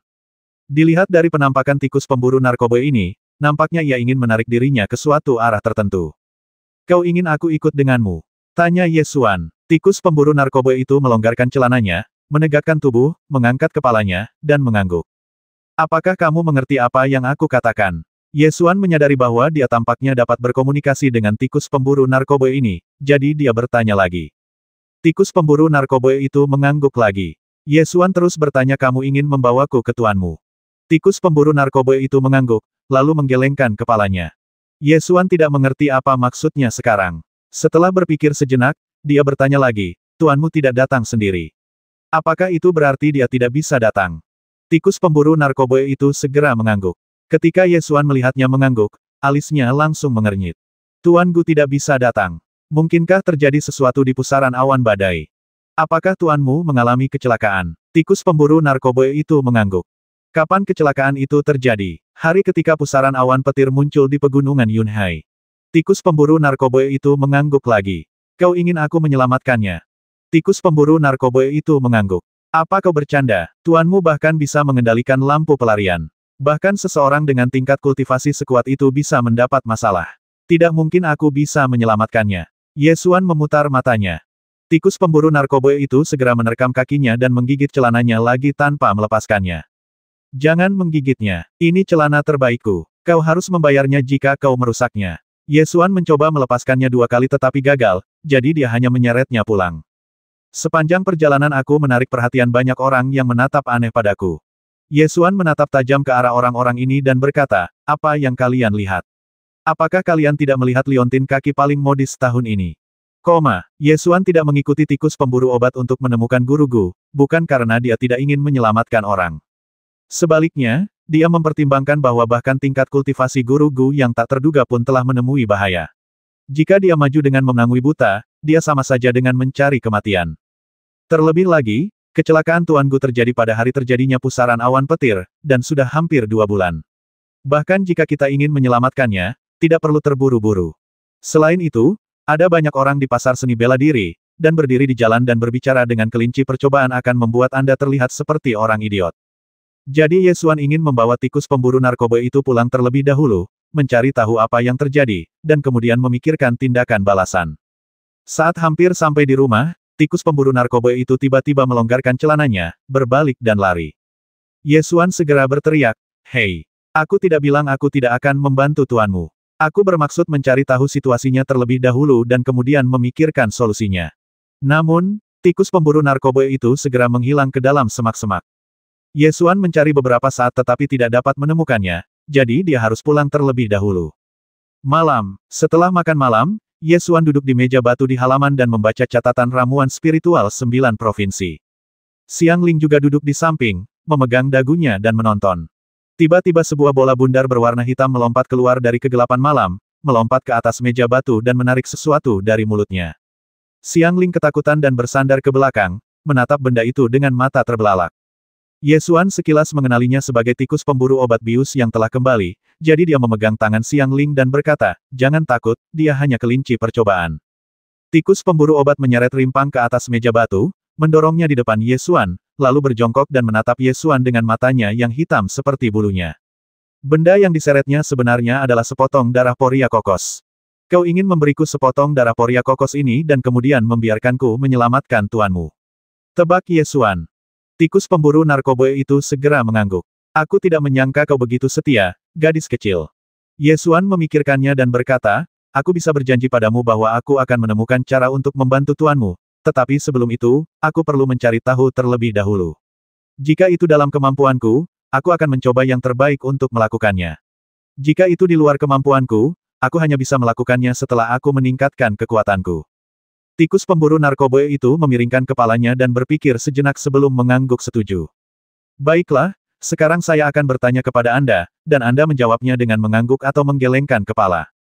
Ye Xuan berpikir sejenak dan bertanya, pertanyaan pertama adalah, apakah tuanmu hidup atau mati? Tikus pemburu narkoba itu berpikir sejenak, tidak mengangguk atau menggelengkan kepalanya, dan mulai berjalan berputar-putar. Ye Xuan mengerutkan kening dan berpikir sejenak, lalu bertanya, kamu tidak tahu? Tikus pemburu narkoba itu kemudian berhenti berputar dan mengangguk. Jika hidup dan mati tidak pasti. Ye Xuan memikirkannya, dan setelah beberapa saat dia terus bertanya tuanmu mengalami kecelakaan pada hari pusaran awan petir. Apakah dia diserang oleh orang kuat yang keluar dari pusaran awan petir? Tikus pemburu narkoba itu menggelengkan kepalanya. Tidak, Ye Xuan merasa sedikit aneh dan terus bertanya, kecelakaan tuanmu, apakah itu bencana alam atau bencana buatan manusia? Bencana alam mengangguk, bencana buatan manusia menggelengkan kepalanya, tidak satu pun dari mereka yang menoleh. Tikus pemburu narkoba itu menggelengkan kepalanya. Titik.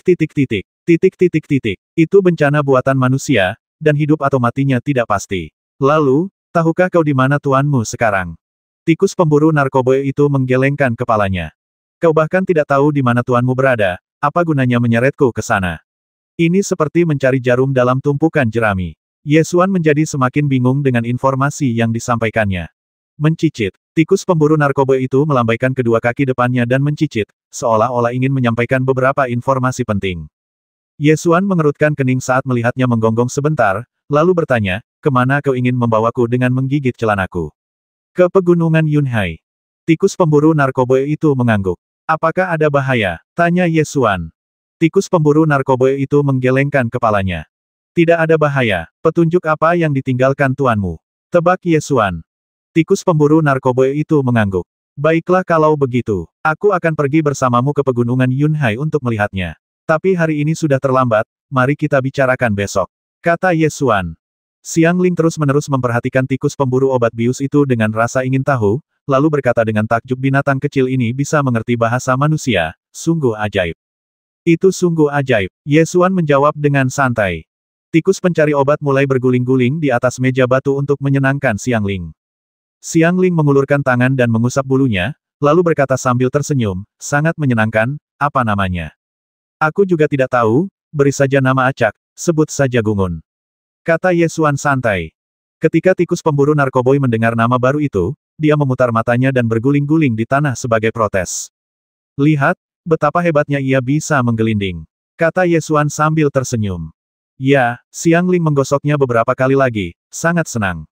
Tikus pencari obat melompat dan mulai bertengkar dengan Ye Xuan sambil mengeluarkan suara mencicit, bertekad untuk mendapatkan namanya kembali. Jadi, Ye Xuan dan Xiang Ling mulai memainkan permainan menebak nama. Xiao Hei, tikus pemburu narkoba itu menggelengkan kepalanya. Hitam besar, goyangkan kepalamu, itu Lao Hei, haha. Cekik, cekik, cekik. Tikus pemburu obat itu mencicit dengan marah. Setelah menebak-nebak, akhirnya saya tahu nama tikus pencari narkoba itu Heido. Hari berikutnya, Ye Xuan, dipimpin oleh tikus pemburu obat, berangkat menuju pegunungan Yunhai. Setelah perjalanan sehari, kami tiba di kota Yunbian, kota yang paling dekat dengan pegunungan Yunhai, pada malam hari. Ye Xuan tinggal di satu-satunya penginapan di kota Yunbian, bersiap untuk beristirahat malam sebelum memasuki pegunungan Yunhai. Malam, Ye Xuan mengaktifkan jiwa bela diri ganda serigala cakar merah dan elang bulu darah, menyerap energi spiritual langit dan bumi untuk berlatih, mencoba menerobos penghalang alam. Hanya saja jumlah total energi spiritual yang diserap tidak cukup, jadi dia tidak dapat memadatkan energi sejati yang lebih kuat. Setelah menyelesaikan pelatihannya, Ye Xuan membawa tikus pemburu obat kepadanya dan berkata, besok setelah kita memasuki pegunungan Yunhai, kita akan menggali tanaman obat spiritual di sepanjang jalan, setidaknya satu setiap hari. Tikus pencari obat menjadi tidak senang saat mendengar hal ini, dan melambaikan kedua kaki depannya serta mencicit untuk menyatakan penolakannya. Tidak ada ruang untuk negosiasi. Kita harus menggali tanaman obat spiritual. Semakin tinggi kualitasnya, semakin baik. Mencicit, dasar tikus yang suka mencari obat. Kalau tidak menggali ramuan, apa bedanya kamu dengan ikan asin? Mencicit, jika kau ingin aku membantumu menyelamatkan gurumu, kau harus membantuku dalam kultivasiku. Hanya ketika kultivasiku cukup tinggi, aku bisa lebih percaya diri dalam menyelamatkan gurumu. Pikirkanlah, bukankah ini masuk akal? Ye Xuan menjelaskan dengan alasan dan membuatnya terharu.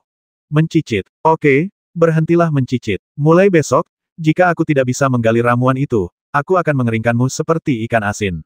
Tidurlah. Ye Xuan tertidur.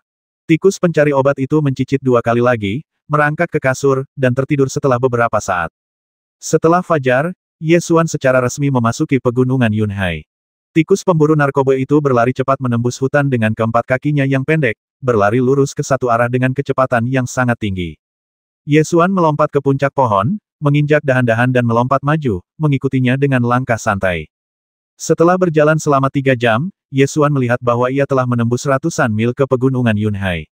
Ia melompat di depan tikus pencari obat dan berkata, mana ramuan yang kau janjikan padaku? Tikus pencari narkoboy berhenti untuk mengendus hidungnya, melihat sekeliling, lalu berlari ke arah lain. Setelah berlari beberapa saat, mereka tiba di sebuah tebing. Tikus pemburu narkoba itu berbaring di tepi tebing, merentangkan cakarnya dan menunjuk ke bawah tebing. Ye Xuan berjalan mendekat dan melihat ke bawah sepanjang cakarnya, lalu melihat sebuah tanaman tumbuh 10 kaki di bawah tebing. Tanaman ini menutupi dinding gunung selebar 3 meter seperti tanaman merambat, dan ada lebih dari selusin tanaman merambat yang menggantung dari tebing. 2 buah hijau tumbuh di puncak 2 tanaman merambat terpanjang, memancarkan aura spiritual.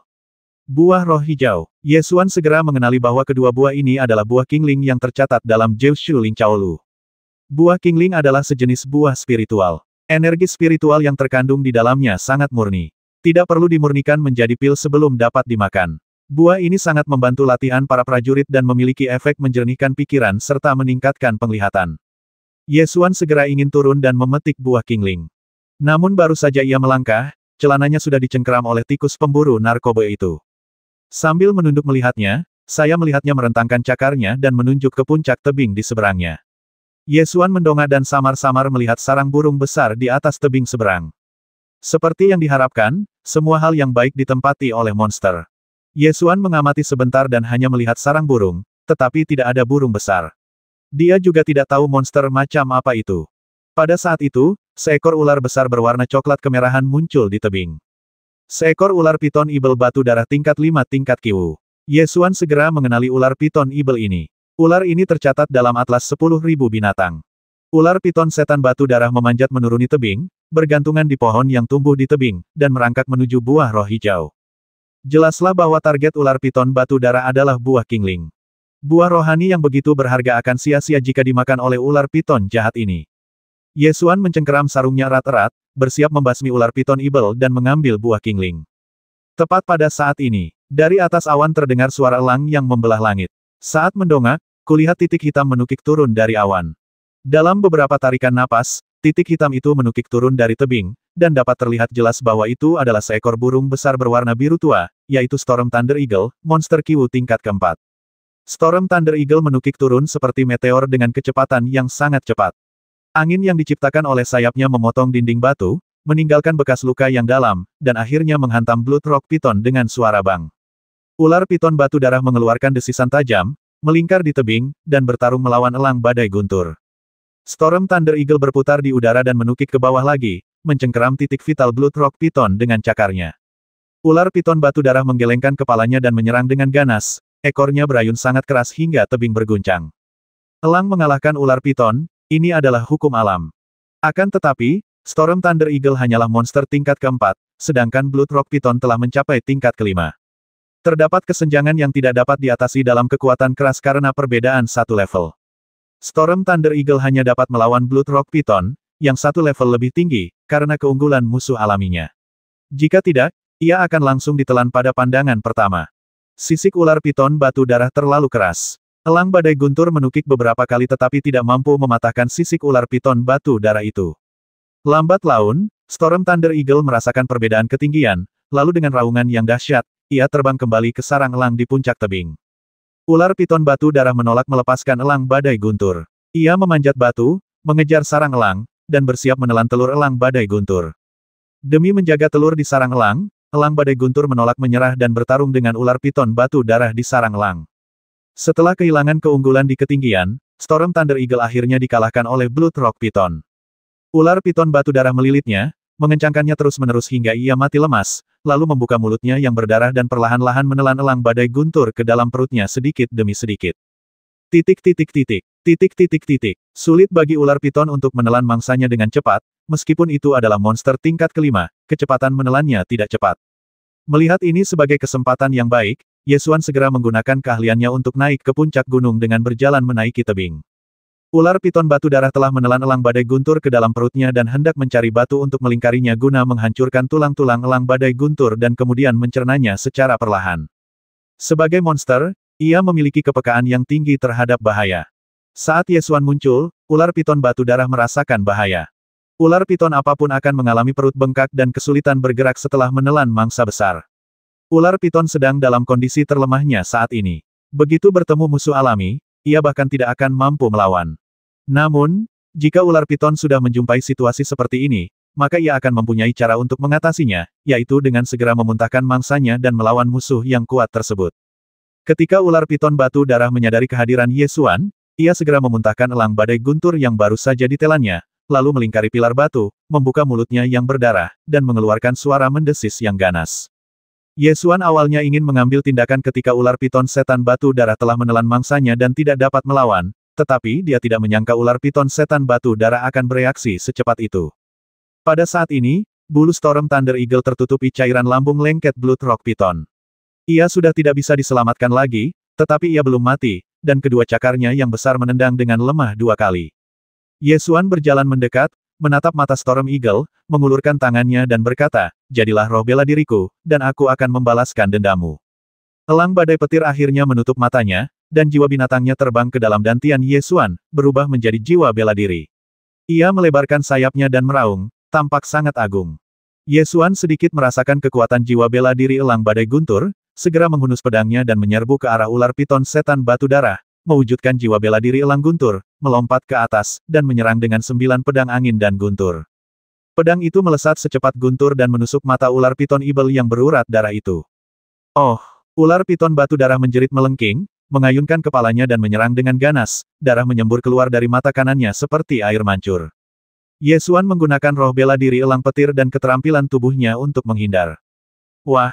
Ular piton batu darah menghantam lubang besar di dinding gunung, lalu mengayunkan ekornya yang besar dan menyapu. Ekor ular piton itu menyapu tanah seperti tongkat raksasa, menyebabkan tanah dan batu retak dan beterbangan kemana-mana. Kekuatannya sangat mengerikan. Ye Xuan menggunakan teknik elang petir dan menghindar untuk bersembunyi di balik tembok gunung. Sapuan ekor ular piton berurat darah itu begitu kuat sehingga dengan bunyi bang ia menghancurkan celah besar di dinding gunung dan mengguncang seluruh gunung. Setelah membabat abis musuh, Ye Xuan bergegas keluar dari balik tembok gunung, sosoknya melesat cepat, meninggalkan bayangan sisa, dan menggunakan 9 pedang angin dan guntur, salah satunya menembus jantung ular piton batu darah, mengakhiri serangan baliknya yang sekarat. Setelah membasmi ular piton setan batu darah, Ye Xuan segera mengaktifkan seni jiwa Kaisar 9 Surga. Ia meraih jiwa ular piton setan batu darah melalui udara dan menelannya ke dalam dantiannya, membentuk jiwa bela diri. Jiwa bela diri ular piton setan batu darah menyalakan 5 pola cahaya jiwa bela diri di dantiannya. Itu adalah jiwa bela diri tingkat kelima tingkat manusia. Ye Xuan membandingkan dua roh bela diri, Storm Thunder Eagle dan Blood Rock Demonic Python. Storm Thunder Eagle berada pada level keempat tingkat manusia, dan Blood Rock Python berada pada level kelima tingkat manusia. Tampaknya ular piton batu darah lebih kuat. Namun, Ye Xuan mengamati lagi dengan saksama Storm Thunder Eagle Martial Soul dan menemukan bahwa 3 titik cahaya berbentuk bintang terlihat samar-samar di tepi pola cahaya Martial Soul. Artinya, Storm Thunder Eagle Martial Spirit berpotensi tumbuh hingga 3 bintang, sedangkan Blood Rock Python hanya 2 bintang. Kemudian, Ye Xuan membandingkan kemampuan kedua roh bela diri itu. Kemampuan bila angin Storm Thunder Eagle lebih berguna daripada kemampuan tubuh fleksibel Blood Rock Python. Pada akhirnya, Ye Xuan memutuskan untuk mempertahankan roh bela diri elang guntur badai. Kemudian dia memurnikan ular piton setan batu darah dan ular elang bulu darah menjadi saripati jiwa bela diri dan memadukannya ke dalam elang petir badai. Pola cahaya jiwa bela diri Storm Thunder Eagle meningkat pesat, menembus level manusia kelima dalam sekejap mata, dan selanjutnya berkembang lebih jauh. Ye Xuan merasakan peningkatan semangat bela diri Storm Thunder Eagle dan merasakan kecepatan gerakan tubuhnya meningkat 20% dibandingkan sebelumnya, dan kecepatan menghunus pedangnya juga lebih cepat. Setelah menyempurnakan jiwa bela dirinya, Ye Xuan menemukan bahwa ada telur lengkap di sarang elang. Telur elang guntur ini berukuran sebesar 2 kepalan tangan, dan berwarna putih bulan dengan beberapa garis biru langit pada cangkangnya. Storm Thunder Eagle sudah mati. Jika telur Thunder Eagle ini dibiarkan di sini, pasti akan dimakan monster lain. Jadi Ye Xuan memasukkan telur-telur itu ke dalam kantong kain dan membawanya pergi. Setelah itu, Ye Xuan meminta tikus pemburu obat untuk menuruni tebing dan menyeret 2 buah kingling. Daging monster merupakan makanan yang sangat bergizi. Dahulu, monster yang diburu tidak dapat diambil dan harus dibuang. Sekarang, dengan cincin penyimpanan, saya dapat menyimpan daging monster dalam jumlah besar. Jadi, Ye Xuan mengasapi daging monster itu menjadi bacon dan memasukkan semuanya ke dalam cincin penyimpanan, sehingga dia tidak perlu khawatir akan kelaparan mulai sekarang. Setelah makan dan minum, Ye Xuan memakan 2 buah kingling dan kemudian mulai memadatkan energi sejatinya. Dengan energi spiritual murni yang disediakan oleh buah kingling, kultivasi berjalan sangat lancar. Setelah hanya berlatih selama setengah hari, dia memadatkan ki sejati tingkat ke-6 dan menerobos ke alam Qiwu tingkat ke-6. Setelah menerobos alam, Ye Xuan terus menyerap energi spiritual buah kingling untuk berlatih dan mengkonsolidasikan kultivasinya.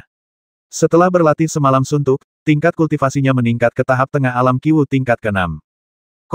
Keesokan harinya, Ye Xuan dan Hei Dou melanjutkan perjalanan mereka, menuju jauh ke dalam pegunungan Yunhai. Sepanjang perjalanan, tikus-tikus pemburu obat kadang-kadang dapat menemukan ramuan berbagai tingkatan. Hanya dalam beberapa hari, kami menggali lebih dari selusin tanaman Blood Poria, Water Moon Orchid, dan Flores Genvin. Sebagian kecilnya dihuni oleh monster, tetapi sebagian besarnya adalah monster tingkat rendah, level 1 atau 2. Ye Xuan memburu monster-monster ini dengan santai, memurnikan jiwa binatang, dan menggunakannya untuk meningkatkan pangkat Storm Thunder Eagle. Siang harinya, Hei Dou menyelinap ke sarang serigala cakar merah untuk menggali kelapa poria yang berdarah, tetapi dikejar oleh lebih dari selusin serigala cakar merah.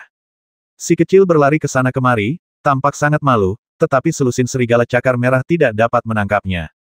Begitu Hei Dou berhasil lolos dari sarang singa betina, Ye Xuan melompat turun dari atas gua, menukik turun seperti elang guntur, dan mengayunkan 9 pedang angin dan guntur. Angin dewa menari-nari liar, dan cahaya pedang serta bayangan terbang bersama. Desir, desir, desir. Lebih dari selusin serigala cakar merah terbasmi dalam sekejap. Ye Xuan menyimpan pedangnya, meraih udara dengan tangan kirinya, dan menghisap selusin jiwa serigala bertaring cakar merah ke tangannya. Jiwa serigala cakar merah adalah tingkat manusia kedua, dan digunakan untuk meningkatkan elang badai petir ke tingkat manusia kelima. Peningkatannya sangat kecil. Oleh karena itu, Ye Xuan memutuskan untuk mencoba menyatukan jiwa bela dirinya. Dalam bab pemurnian jiwa dari seni jiwa Kaisar Jiuxiao, selain memurnikan jiwa bela diri, ada kekuatan magis lain, yaitu perpaduan jiwa bela diri. Penggabungan jiwa bela diri berbeda dengan pemurnian jiwa bela diri. Memurnikan jiwa bela diri adalah memurnikan hakikat jiwa bela diri untuk meningkatkan derajat jiwa bela diri utama. Penggabungan jiwa bela diri berarti menyatukan dua jiwa bela diri menjadi satu jiwa bela diri yang lebih kuat, dengan kemampuan dan potensi pertumbuhan yang lebih kuat. Penggabungan jiwa bela diri memiliki persyaratan yang lebih ketat pada atribut jiwa bela diri. Semakin dekat atributnya, semakin tinggi tingkat keberhasilan penggabungan, dan sebaliknya. Atribut jiwa kedua serigala cakar merah itu persis sama, jadi tingkat keberhasilan penggabungan mereka pasti sangat tinggi. Jadi, Ye Xuan mulai mencoba menyatukan jiwa bela dirinya. Pertama, berlatihlah bab pemurnian jiwa untuk memurnikan 16 jiwa binatang serigala cakar merah tingkat manusia tingkat kedua menjadi jiwa bela diri serigala cakar merah tingkat manusia tingkat keempat. Ia kemudian melakukan teknik peleburan, melepaskan energi ungu gelap yang menguraikan dua roh serigala bercakar merah tingkat 4 menjadi dua bola cahaya. Bola-bola cahaya itu menyatu dan mulai menyatu. Kecepatan pemurnian jiwa bela diri sangat lambat. Ye Xuan berkonsentrasi untuk mengendalikan kemajuan penggabungan. Dia merasa sedikit gugup. Bagaimanapun, ada kemungkinan kegagalan dalam penggabungan jiwa bela diri. Proses fusi berlangsung sangat lambat dan berlangsung selama 1 jam sebelum selesai. Saat penggabungan itu hampir berakhir, Ye Xuan entah kenapa merasa sedikit bersemangat, bertanya-tanya jiwa bela diri macam apa yang akan terbentuk dari penggabungan itu. Setengah jam kemudian berlalu dan penggabungan akhirnya selesai. Bola cahaya di dantian berangsur-angsur menghilang, menampakkan jiwa serigala yang perkasa dan agung dengan surai merah. Itu sebenarnya adalah Raja Serigala berambut merah. Semangat bela diri Raja Serigala Surai Merah masih pada tingkat manusia 4, tetapi potensi pertumbuhannya 3 bintang, jauh lebih tinggi daripada Serigala Cakar Merah. Ye Xuan merasakan kekuatan jiwa bela diri Raja Serigala Cakar Merah dan merasakan kekuatan fisiknya meningkat 30% dibandingkan sebelumnya. Peningkatan kekuatan fisik berarti peningkatan kekuatan ilmu pedang. Dengan kekuatan dua jiwa bela diri, Ye Xuan bahkan memiliki keyakinan untuk bertarung melawan ahli alam Qiwu tingkat ke-7 dengan kultivasi alam Qiwu tingkat ke-6-nya. Sampai ke kedalaman pegunungan Laut Awan. 7 hari kemudian, Ye Xuan dan tikus pemburu obat Hei Dou tiba di sebuah lembah. Tumbuhan di lembah itu sangat subur, dan rumput yang tingginya setengah manusia bergoyang tertiup angin. Akan tetapi, pemandangan indah berupa rumput hijau dan kicauan burung itu berakhir tiba-tiba 10 kaki di depan. Di sana tidak ada bunga dan tanaman yang rimbun, tetapi hanya rerundewa besar yang tenggelam, seperti kawah besar yang terbentuk oleh meteorit. Ye Xuan berjalan mendekat, berdiri di tepi lubang besar, dan melihat pemandangan yang mengerikan. Di dalam lubang raksasa itu, terdapat jurang dalam yang memanjang dari utara ke selatan, membagi lubang raksasa itu menjadi 2 bagian yang tidak beraturan. Jika Ye Xuan hanya melihat jurang ini, dia mungkin tidak akan bisa menebak apa itu. Namun di seberang lubang raksasa itu, terdapat bekas telapak tangan yang besar, seakan-akan telapak tangan dewa dari surga telah menghantam tanah hingga berkeping-keping, meninggalkan bekas telapak tangan yang besar. Dapat dibayangkan bahwa jurang yang dalam ini kemungkinan besar adalah bekas tebasan pedang. Tebasan pedang oleh orang yang sangat kuat meninggalkan bekas luka yang tak berdasar di bumi. Ye Xuan menarik napas dalam-dalam, mengambil Hei Dou dan meletakkannya di depannya, lalu bertanya, jangan bilang kalau ini rerun dewa yang ditinggalkan Master Gu saat bertarung dengan seseorang. Hei Dou berusaha keras menggoyangkan keempat kakinya, lalu mengangguk. Lalu kau masih mengatakan tidak ada bahaya. Dengan kekuatan yang mengerikan seperti itu, jika kau hanya mendapat sedikit goresan di kulit, kau akan terbasmi dalam hitungan detik, oke. Ye Xuan mengeluh. Cicit. Hei Dou mencicit dan melambaikan kedua kaki depannya, meminta untuk dilepaskan. Ye Xuan menaruhnya kembali ke tanah dan berkata, mengapa kau membawaku ke sini? Temukan apapun yang ingin kau temukan dengan cepat dan keluar dari sini. Ini bukan pertempuran yang bisa kita ikuti sekarang. Sambil berkata demikian, Ye Xuan mulai berpikir dalam hatinya, siapa gerangan yang telah menyinggung Tuan Gu sehingga menyebabkan pertempuran besar seperti ini. Tidak peduli siapapun orang itu, dia bukanlah seseorang yang bisa aku singgung saat ini. Kekuatan. Jika Anda ingin bertahan hidup di dunia ini di mana orang kuat dihormati, Anda harus menguasai kekuatan yang dahsyat. Melihat pemandangan yang menggemparkan ini, Ye Xuan menjadi lebih bertekad untuk menekuni seni bela diri. Tikus pemburu obat Hei Dou melompat ke rerun dewa dan mulai menggali tanah, mencari sesuatu. Setelah mencari selama setengah jam, akhirnya saya menemukan sesuatu di tumpukan puing. Ia memegang pecahan-pecahan seperti puing dan mulai terisak-isak dengan mata berkaca-kaca. Ye Xuan membungkuk, mengambil benda itu, menyekat tanah di atasnya, melihatnya, dan langsung mengerutkan kening. Benda ini bukan puing-puing, melainkan sepotong perunggu, dan tampak samar-samar familiar. Ye Xuan memikirkannya dengan saksama dan segera teringat bahwa potongan perunggu ini berasal dari tungku api roh penyu. Saya telah menggunakan tungku Kamerei untuk membuat teppanyaki, jadi saya mengingatnya dengan sangat jelas. Ya dewa, tungku api roh penyu rusak. Ye Xuan bertanya dengan heran. Heido mengangguk, lalu menggelengkan kepalanya. Apa maksudmu menggelengkan kepala lagi? Tungku api roh penyu tidak rusak, hanya bagian ini yang rusak. Tebak Ye Xuan. Kali ini, Heido mengangguk dan tidak menggelengkan kepalanya lagi. Di mana tungku api roh penyu? Apakah sudah diambil? Ye Xuan bertanya lagi. Heido mengangguk dan mulai berputar. Maksudmu, tungku api roh penyu dan Tuan Gu keduanya hilang. Ye Xuan menemukan bahwa dia semakin bisa memahami ekspresi tikus pemburu obat itu. Heido mengangguk, membenarkan dugaan Ye Xuan. Ye Xuan memasukkan pecahan-pecahan tungku api roh penyu ke dalam cincin penyimpanan dan berkata, baiklah, kita sudah menemukan benda-benda itu. Ayo cepat keluar dari sini. Jika kita bertemu dengan makhluk luar biasa, kita tidak akan bisa pergi meskipun kita mau. Heido menggelengkan kepalanya dan menolak pergi, lalu berbalik dan berlari keluar dari Rerun Dewa. Ye Xuan buru-buru mengikutinya. Ketika Heido berlari ke tepi Rerun Dewa, dia tiba-tiba berhenti, lalu berbalik dan lari. Berdengung. Tiba-tiba, sebuah lingkaran sihir muncul di tanah, memancarkan lapisan cahaya, membentuk penghalang berbentuk kolom persegi yang menjebaknya di dalam.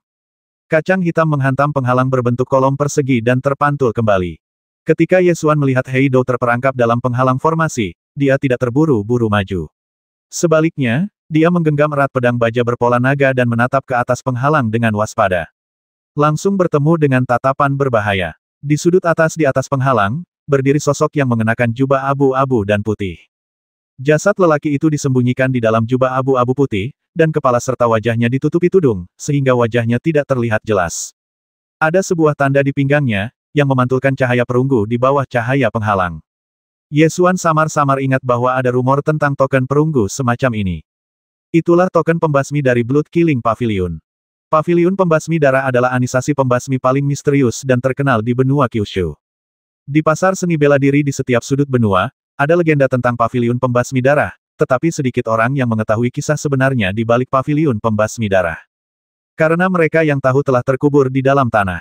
Para pembasmi di Blood Killing Pavilion menggunakan kartu pembasmi sebagai tanda identitas mereka.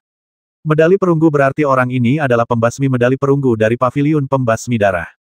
Menurut rumor di dunia seni bela diri, kemunculan para pembasmi pavilion pembasmi darah biasanya berarti tidak akan ada seorang pun yang selamat. Melihat pelat perunggu di pinggang orang ini, ekspresi Ye Xuan langsung menjadi serius. Pembasmi berjubah abu-abu itu tidak berniat untuk segera bertindak.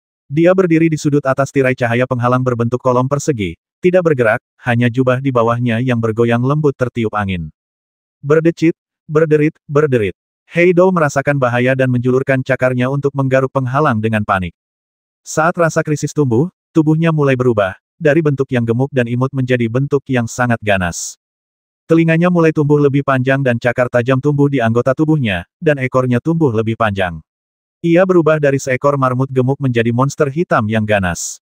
Mencicit, ia mendesis dan mulai mencakar penghalang itu dengan panik, meninggalkan bekas cakaran yang mengejutkan, namun ia tidak dapat menghancurkan penghalang itu sama sekali.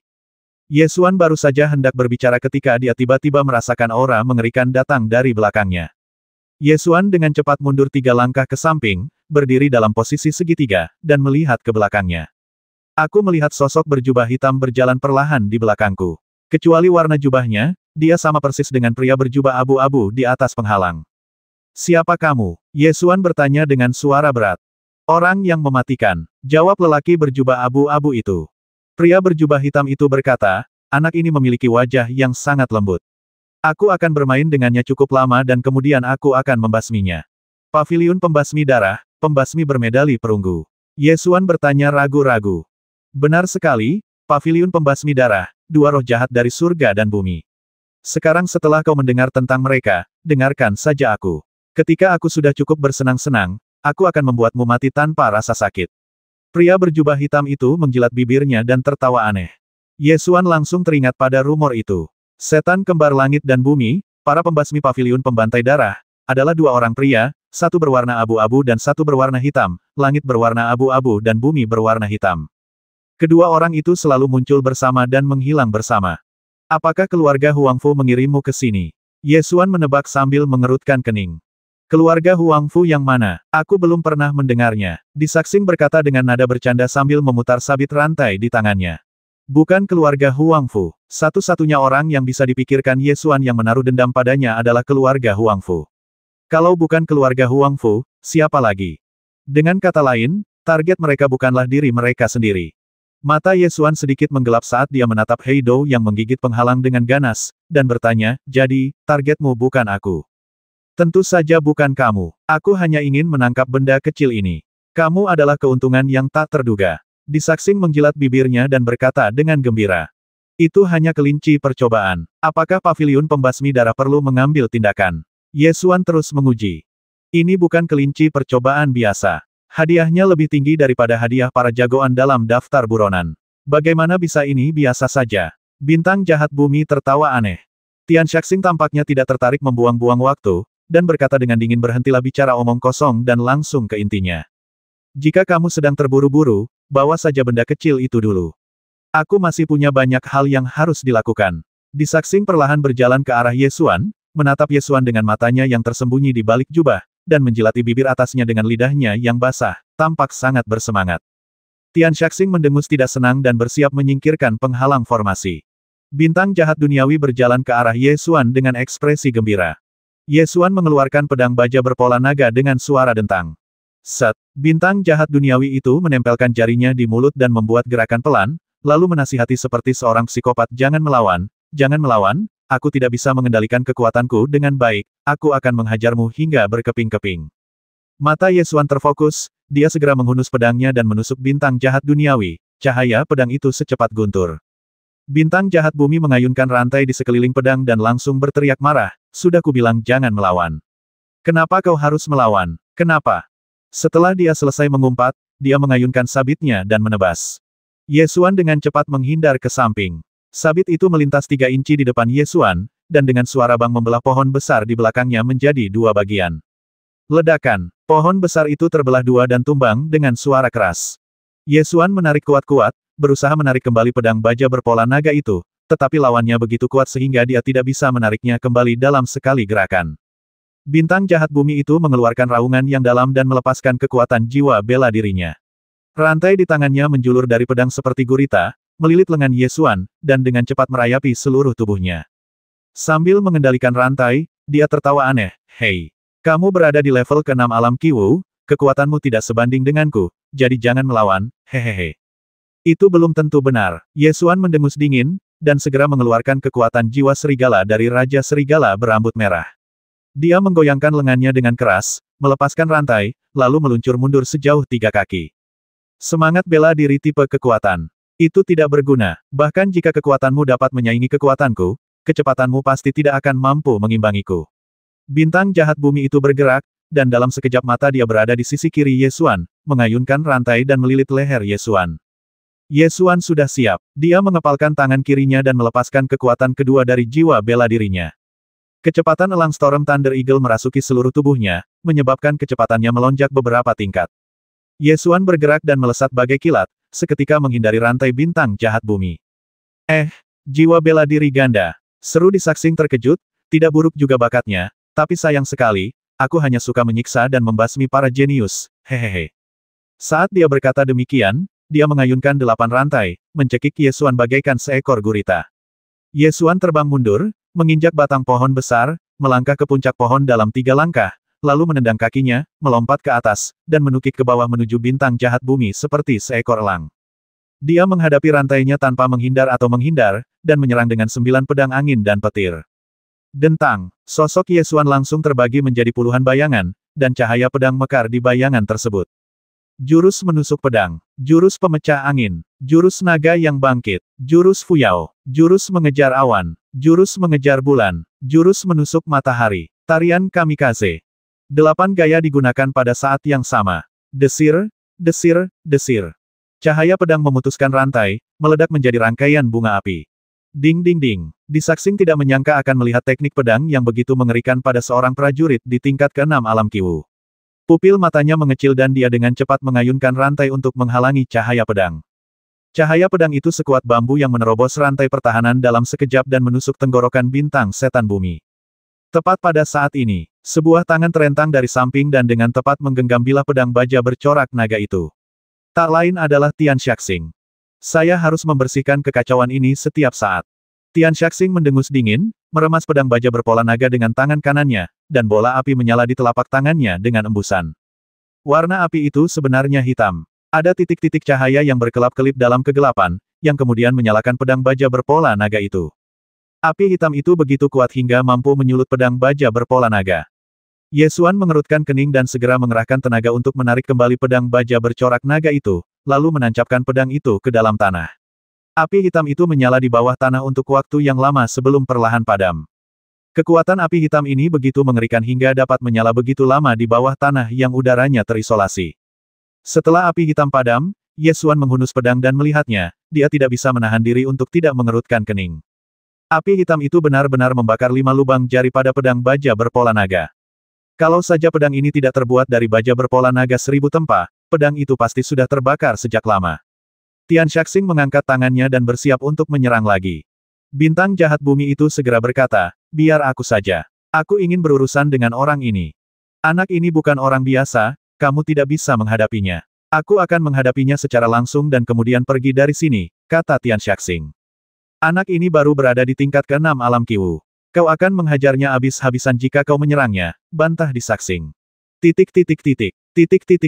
Minggir. Tian Shaxing mendengus dingin, mengatupkan kedua tangannya, dan tiba-tiba membukanya. Energi sejati di telapak tangannya melonjak, dan 2 bola api hitam menyala. Kau menggunakan roh bela diri api hitam untuk membakarnya, bagaimana aku bisa bermain? Di Shaxing berkata dengan marah, tetapi tidak berani menghentikannya.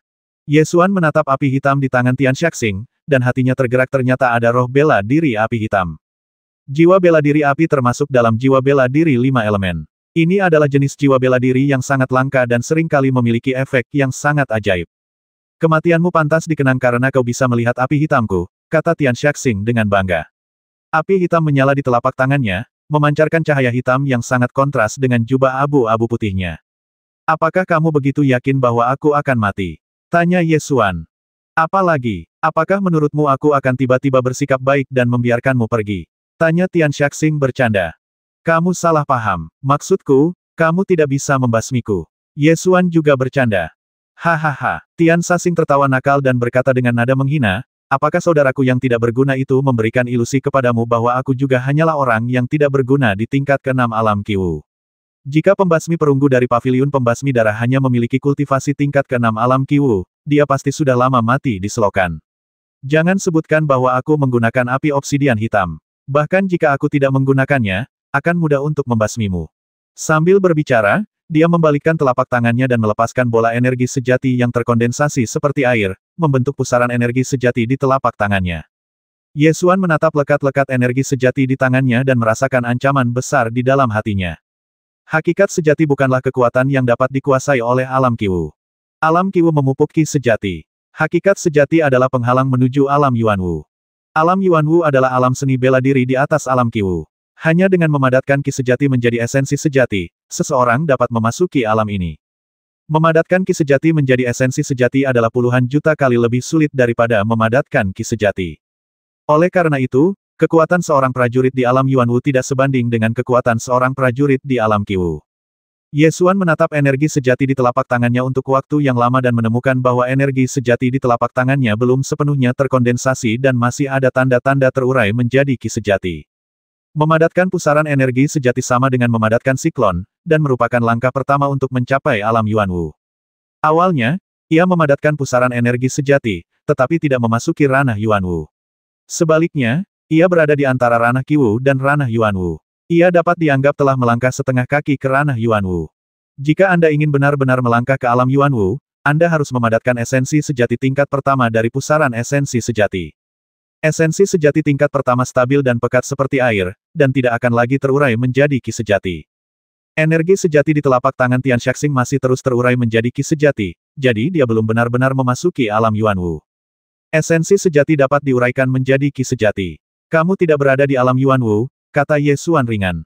Mendengus. Tian Shaxing mendengus dingin dan berkata dengan arogan, jadi apa? Kekuatan alam kuaso Yuan Wu bukanlah sesuatu yang bisa dipahami oleh alam Qiwu biasa sepertimu. Terlebih lagi, di bawah jiwa bela diri api giok hitam milikku, alam Qiwu seperti seekor semut. Ye Xuan tersenyum dan berkata dengan santai, jika kita bandingkan kultivasi, aku memang tidak sebaik dirimu sekarang, tetapi jika kita bandingkan jiwa bela diri, maka kamu benar-benar menabrak tembok. Tian Shaxing tertawa terbahak-bahak, hahaha. Jiwa bela diri api giok hitamku berada di tingkat ke-6 tingkat manusia. Di kota Liu Yun, jarang sekali ditemukan dalam 100 tahun. Apakah kau pantas mendapatkannya? Ingin melihat seperti apa jiwa bela diri yang melampaui semua hal. Namun, setelah melihatnya, kamu harus membayar harganya, yaitu kematian. Ye Xuan berkata dengan suara yang dalam. Hahaha. Tian Shaxing dan Di Saxing tertawa bersamaan, seolah-olah mereka baru saja melihat lelucon besar. Bintang jahat duniawi itu tertawa dan berkata, saudaraku, keluarkan semangat bela dirinya dan lihatlah betapa mengerikannya itu. Menurutku itu konyol. Tian Shaxing langsung bertindak setelah mengatakan ini. Dia menggerakkan tubuhnya dan muncul di depan Ye Xuan. Dia menggerakkan telapak tangannya terus-menerus dan melancarkan 17 atau 18 pukulan dalam sekejap. Kecepatannya beberapa kali lebih cepat dari Ye Xuan. Mata Ye Xuan terfokus dan dia cepat mengayunkan pedangnya untuk menghalangi. Kekuatan telapak tangan itu menghantam pedang baja berpola naga, menimbulkan suara bang-bang-bang. Ye Xuan dipaksa mundur berulang kali oleh kekuatan telapak tangan. Tian Shaxing akhirnya melepaskan telapak energi sejati, dan energi sejati itu meledak. Wah! Ye Xuan langsung terhempas oleh kekuatan telapak tangan Zhen Yuan. Dia menggunakan keterampilan tubuhnya di udara dan berputar beberapa kali sebelum mendarat. Kekuatan alam kuaso Yuan Wu memang jauh lebih kuat daripada alam Qi Wu tingkat ke-6. Jika serangan telapak tangan tadi benar-benar mengenai, bahkan 10 prajurit alam Qi Wu tingkat ke-6 akan tertembus olehnya. Aku ingin melihat semangat bela diri apa yang bisa kau keluarkan. Jika tidak bisa, kau akan mati. Tian Shaxing berteriak keras, dan bergegas maju dengan ganas. Tangannya terbakar dengan api hitam dan dia menamparkan ke depan, menciptakan lautan api hitam yang menelan Ye Xuan. Tepat ketika api hitam hendak menelan Ye Xuan mengepalkan tangannya dan berteriak dengan suara yang dalam, membangunkan roh naga ibel seluruh dunia yang telah lama tertidur. Mengaum, naga itu meraung ke langit, mengguncang surga dan bumi. Aura yang kuat menyapu bagai badai. Pakaian di tubuh bagian atas Ye Xuan meledak seketika, dan pola naga muncul di punggungnya, seperti tato, memancarkan tekanan tertinggi. Napas yang dilepaskan oleh naga ibel segala dunia menyapu bagaikan badai, seketika meniup api hitam itu. Energi spiritual dalam radius 1000 kaki bergegas menuju Ye Xuan, membentuk badai energi spiritual. Tiba-tiba angin kencang bertiup. Setelah pola naga terwujud, kekuatan fisik Ye Xuan melonjak pesat, hampir meledakkan tubuhnya. Ye Xuan tidak lagi menahan kekuatannya dan melepaskannya dengan bebas. Mengaum, suara raungan naga itu bergema, dan jiwa bintang jahat duniawi langsung hancur oleh tekanan naga ajaib itu, lalu dia mati dengan darah mengalir dari ketujuh lubangnya. Jiwa bela diri api gelap Tian Shaxing juga berkedip-kedip di bawah kekuatan naga ibel 10.000 dunia, seperti nyala api yang bergoyang dalam angin kencang, hendak padam. Ye Xuan sangat tertarik dengan jiwa bela diri api obsidian hitam. Melihat bahwa jiwa bela diri api obsidian hitam akan padam, dia dengan cepat menghentikan tekanan dari naga ibel seluruh dunia. Meski begitu, Tian Shaxing memuntahkan seteguk darah, berlutut, menatap Ye Xuan dengan ngeri, matanya hampir keluar dari rongganya. Ye Xuan berjalan ke arahnya. Di punggungnya yang terbuka, tato naga memancarkan kekuatan yang memandang rendah dunia.